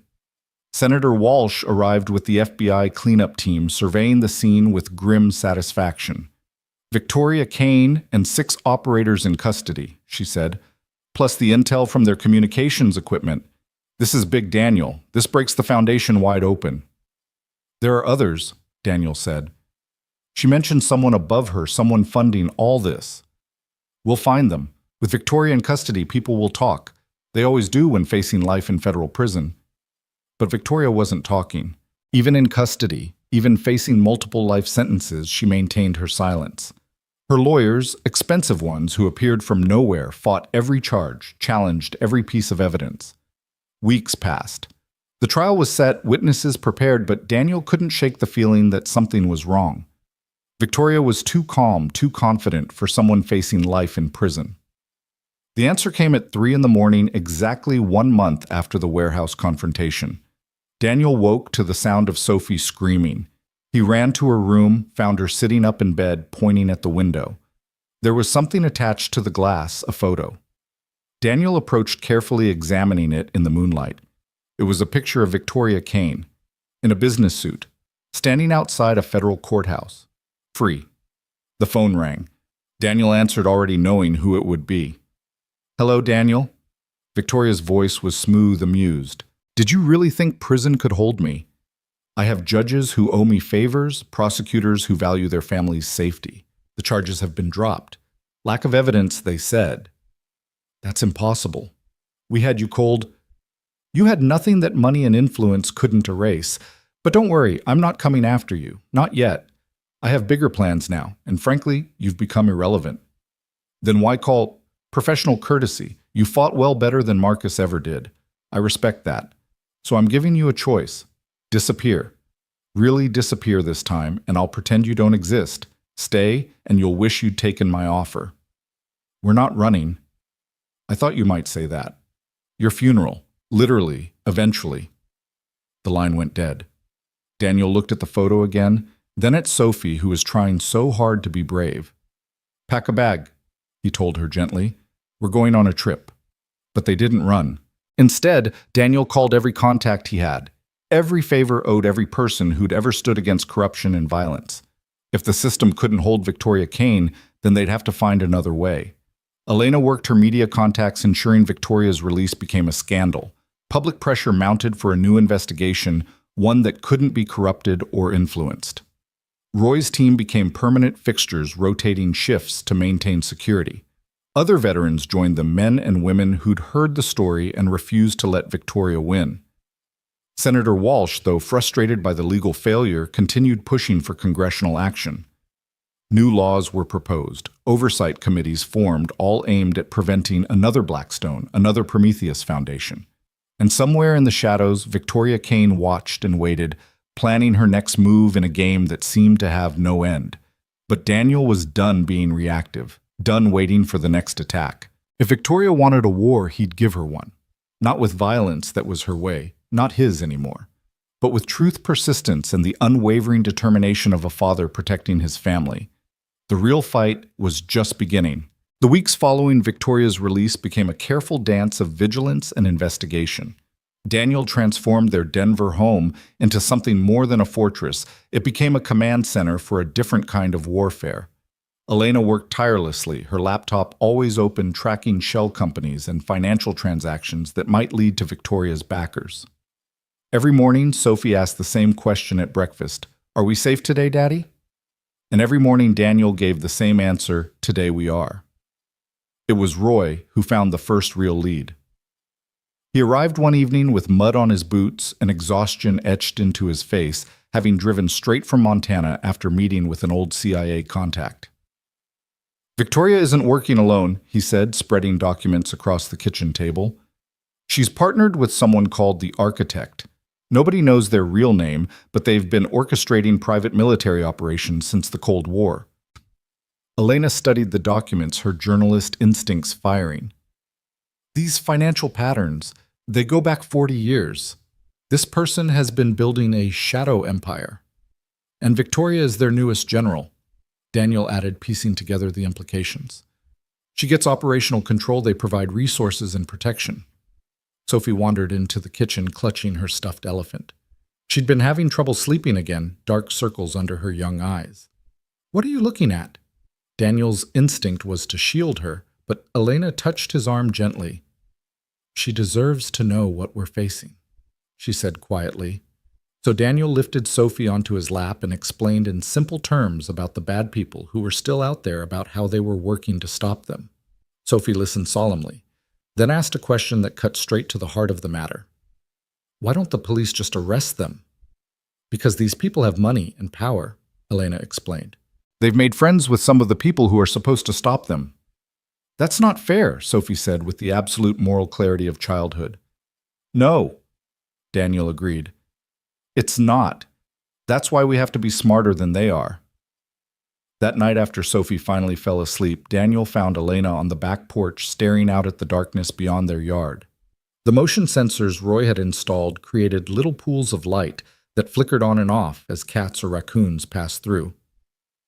"I've been thinking," she said as Daniel sat beside her, "about what Victoria said, about us being irrelevant. She was trying to get under our skin. Maybe. But what if she meant it? What if we're so focused on protecting ourselves that we're missing what she's really planning?" Daniel had been thinking the same thing. Victoria Kane wasn't the type to make idle threats or waste resources on personal vendettas. If she'd truly moved on from them, it meant she had a bigger target. The answer came 3 days later in the form of a breaking news alert on Elena's phone. A massive explosion at a chemical plant in Texas officially ruled an industrial accident. But Elena recognized the company name. It was a Department of Defense contractor that manufactured specialized materials for military applications. "That's the third one this month," she said, pulling up her files. "A weapons depot in Nevada, a research facility in Virginia. Now this." She's targeting defense infrastructure, Daniel realized. But why? What's the pattern? They spent hours mapping the attacks looking for connections. It was Sophie doing her homework at the same table who inadvertently provided the answer. "These are all on my map," she said, pointing to her social studies assignment about American military bases. "My teacher said these places help protect our soldiers." Daniel looked closer. Sophie was right. Each attacked facility was a crucial supplier for overseas military operations. Without them, American forces in certain regions would be vulnerable, undersupplied. "She's creating a gap," he said slowly, "a vulnerability that only private contractors could fill." Elena's eyes widened with understanding. "Create the problem, then sell the solution. The government would have no choice but to hire them." "We need to warn someone," Daniel said, reaching for his phone. But before he could dial, the lights went out. Not just in their house, the entire neighborhood plunged into darkness. Daniel moved immediately, muscle memory taking over. He grabbed Sophie, pulling her away from the windows while Elena retrieved the emergency supplies they'd prepared. "Roy," Daniel called into his radio. "Power's out for 6 blocks." Roy's voice crackled back. "My team's checking the perimeter. Could be a standard outage, but..." The explosion cut him off. Not close, but close enough to rattle windows. To the east, an orange glow lit up the sky. "That's the power substation," Elena said, checking her phone, which still had battery. "Social media is lighting up. People are saying they saw armed men." Daniel's tactical phone buzzed with an emergency alert. Senator Walsh's voice stressed and urgent. "Daniel, they're moving. Multiple attacks across the city. Federal buildings infrastructure, it's coordinated. They're trying to create chaos." "Where are you at?" "Federal courthouse." "We're locked down, but..."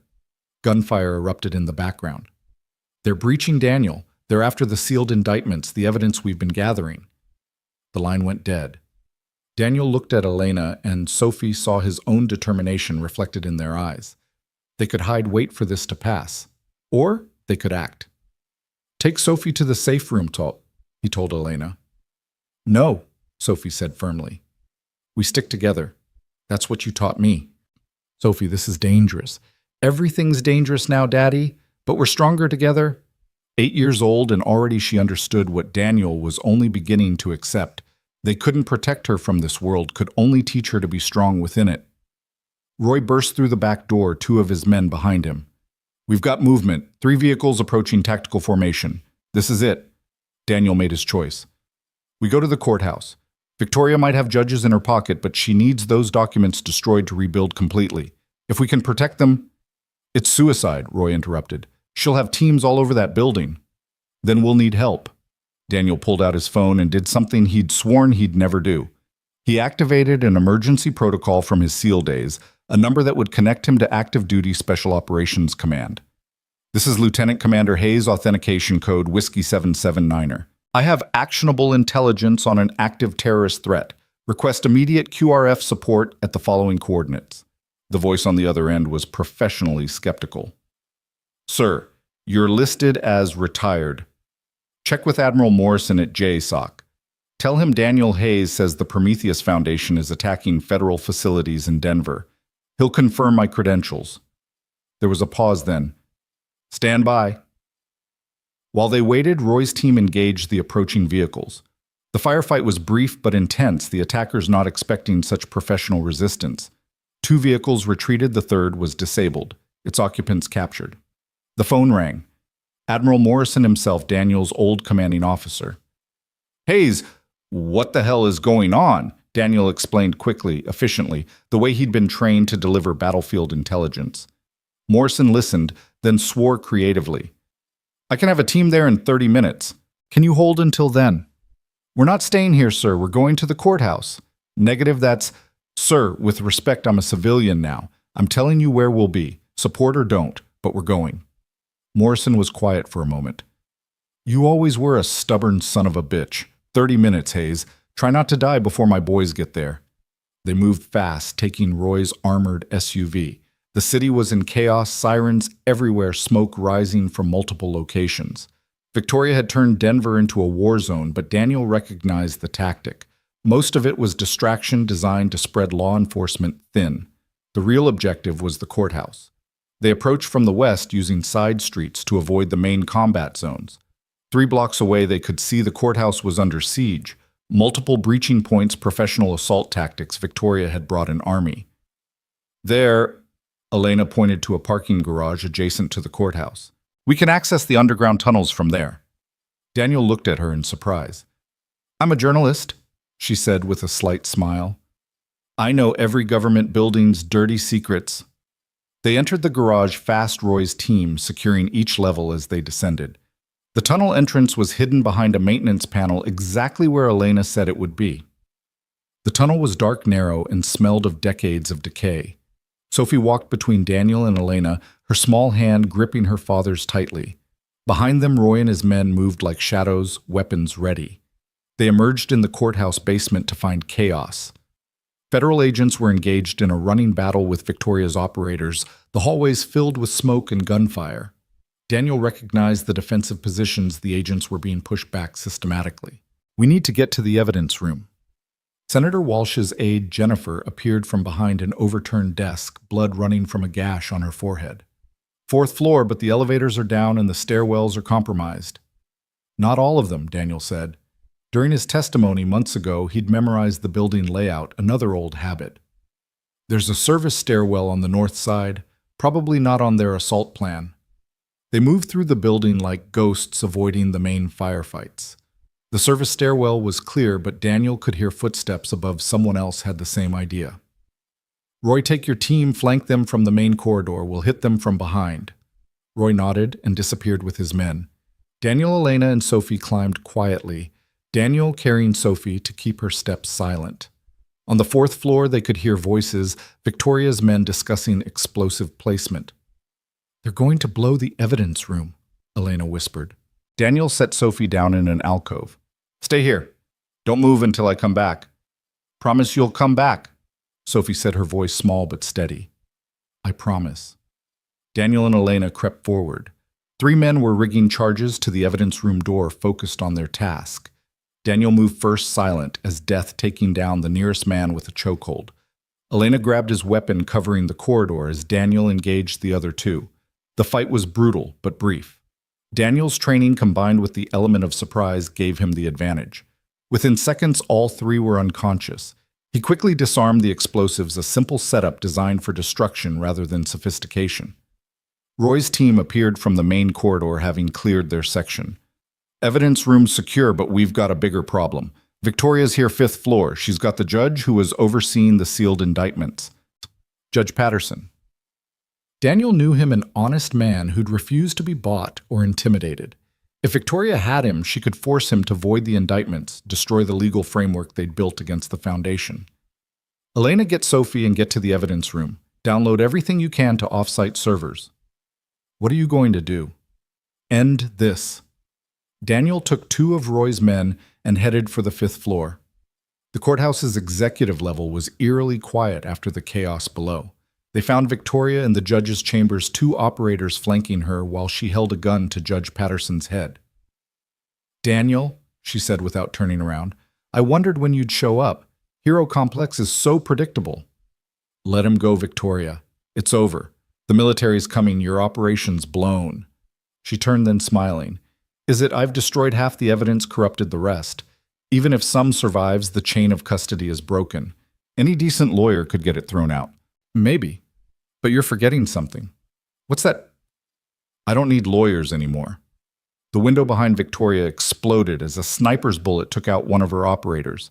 The second dove for cover as Roy's team breached from two directions. Victoria spun using Judge Patterson as a shield, but Daniel was already moving. The fight was different from his battle with Marcus. Victoria was skilled but smaller, relying on speed and technique rather than brute force. She fought dirty using everything as a weapon. A letter opener became a blade. A lamp became a club. But Daniel had one advantage she didn't expect: he wasn't fighting alone. Judge Patterson, 70 years old but a former Marine, threw his weight backward at a crucial moment, giving Daniel the opening he needed. He struck Victoria's wrist, sending her gun flying, then took her down with a leg sweep. She rolled, came up with a knife from somewhere, lunged at him. Daniel caught her wrist, and for a moment they stood frozen, testing each other's strength. "You can't stop what's coming," she hissed. "The architect has plans beyond your comprehension. This country will beg for our protection. From threats you create. From threats that already exist. We just help them along." The sound of helicopters filled the air. The military had arrived. Victoria's eyes flickered to the window, calculating escape routes. Daniel saw her acceptance that this battle was lost. "Another time, then," she said, and did something unexpected. She went limp, allowing herself to be taken down and restrained. As Roy's men zip-tied her hands, she looked up at Daniel with an expression that was almost admiring. "You're good, Hayes. Better than Marcus ever was. The architect's going to enjoy playing against you. This isn't a game.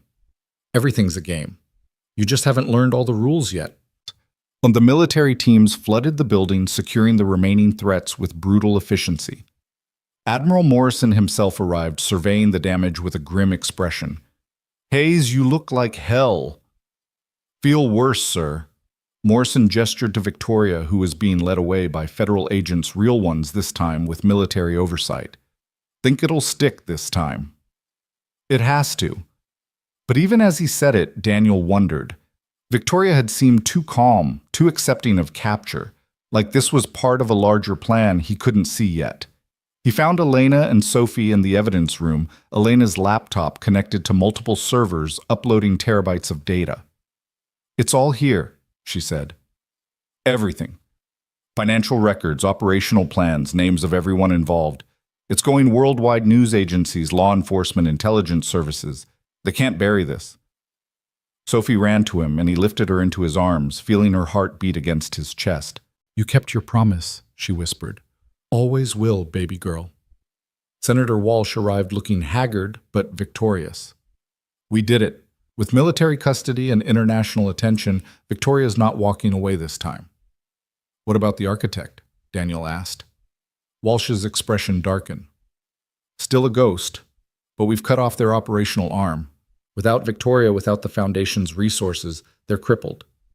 Daniel wanted to believe that, but something nagged at him. In the judge's chambers, Victoria had said the architect would enjoy playing against him. Not would have enjoyed. Would enjoy. Present tense. Future tense. The cleanup took hours. By dawn, Denver looked like a war zone, smoke still rising from multiple locations. Emergency vehicles everywhere. The attack was already being called the worst domestic terrorism incident in a decade.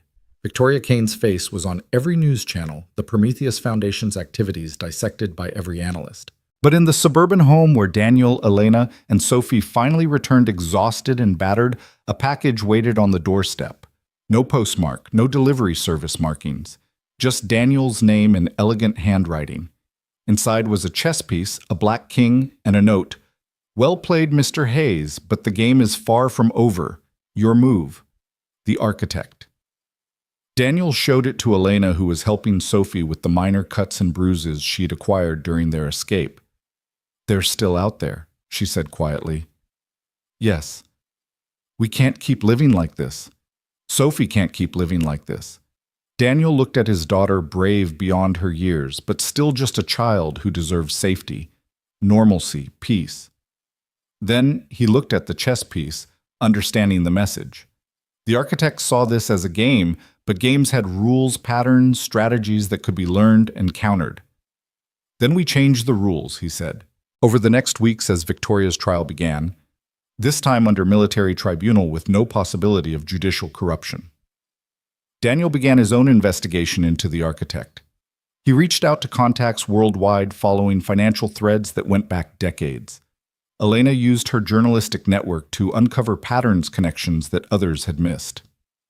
And slowly, a picture began to emerge. The architect wasn't one person, but a position passed down through generations. A shadow organization that had been manipulating conflicts since World War II, playing all sides, profiting from chaos.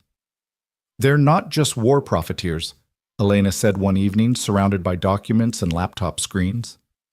They're war creators. Every major conflict in the last 50 years has their fingerprints on it. Then we expose them, like we did with Blackstone. It's not that simple. They've had decades to hide their tracks to embed themselves in legitimate businesses' governments. They're like a cancer that's metastasized throughout the entire system. Sophie, doing homework at the same table, looked up. In science class, we learned that to fight cancer, sometimes you need to make the body stronger, not just attack the disease. Daniel and Elena exchanged glances, from the mouths of babes again. She's right, Elena said slowly. We can't just fight them. We need to build something stronger, a network of our own. And so they began. Using the credibility earned from exposing Blackstone and stopping Victoria, they reached out to others who'd fought similar battles. Journalists who'd been threatened for investigating corruption, veterans who'd refused illegal orders, law enforcement officers who'd stood against infiltration by criminal elements. It started small, a secure communication network sharing intelligence and resources. But it grew. Within 6 months, they had cells in 12 countries, all committed to exposing and fighting the shadow organizations that thrived on conflict and chaos. Victoria, from her military prison cell, somehow got a message to Daniel, "You're learning. The architect must be pleased." Daniel didn't respond, but he understood now. This wasn't about winning a single battle or even a war. This was about evolution, about becoming something capable of fighting an enemy that had evolved over decades. Sophie grew stronger too, though Daniel wished she didn't have to. She learned self-defense from Roy, investigation techniques from Elena. And from Daniel, she learned the most important lesson, that standing against evil wasn't a choice but a responsibility, especially for those strong enough to fight. 1 year after the Denver attack, they received another package. This time it contained a white king and a simple message, "Your move was unexpected. Interesting. The game continues." Daniel placed the white king next to the black one on his desk. The architect was right. The game did continue. But now Daniel wasn't playing alone. He had Elena, brilliant and unbreakable. He had Sophie, growing into someone who would someday be stronger than all of them. He had Roy and his team, Senator Walsh and her allies, and a growing network of people who refused to let the shadows win. The war wasn't over. It might never be truly over. But for the first time since Sarah's death, since that night in the rain, when a wounded woman stumbled out of the forest, Daniel felt something he'd thought lost forever. Hope. Not hope that the fight would end, but hope that it was worth fighting. Hope that Sophie would inherit a world where the architects and Victoria Keynes couldn't operate with impunity. Hope that the truth properly wielded was stronger than all the lies money could buy. That night, as Daniel tucked Sophie into bed in their reinforced home with its security systems and watchful protectors, she asked him a question that he'd been dreading. "Daddy, will I have to fight them someday?" The bad people. Daniel wanted to lie, to promise her a future free from this burden, but she deserved truth. "Maybe," he said gently. "But if you do, you won't fight alone. You'll have us and others like us, and you'll be ready." Sophie nodded, accepting this with the matter-of-fact courage that still amazed him. "Good, because someone needs to stop them. Someone always needs to stand up to bullies." After she fell asleep, Daniel stood in her doorway for a long moment, watching her breathe peacefully, despite everything she'd endured. Elena appeared beside him, slipping her hand into his. "We've given her a hard life," Elena said quietly. "We've given her a meaningful life," Daniel corrected.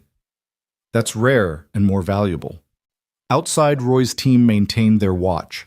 Somewhere in the world, the architect was planning their next move. Victoria Kane sat in a cell she'd never escaped from her empire in ruins. And in Denver, in a suburban home that had become a fortress of hope, a family forged by fire, prepared for whatever came next. The game continued, but Daniel Hayes was no longer running. He was no longer just surviving. He was building something, a legacy of resistance that would outlive them all. And maybe, just maybe, that would be enough. The chess pieces sat on his desk, black and white, locked in eternal opposition. But chess was just a metaphor. Real life was messier, more complex, with stakes that couldn't be captured in wins and losses. Real life was Sophie's laughter, Elena's determination, the brotherhood of warriors who'd chosen justice over profit. Real life was worth fighting for, and so they would fight for as long as it took against whatever came together. The war was far from over, but for tonight in this moment, they were winning. And that was enough. Tomorrow would bring new challenges, new threats, new battles. The architect would move and they would counter. The game would evolve, and so would they. But tonight, Daniel Hayes stood watch over his family, his found family, his chosen family, and knew that whatever tomorrow brought, they would face it as they'd faced everything else. Together. Unbroken. Unafraid.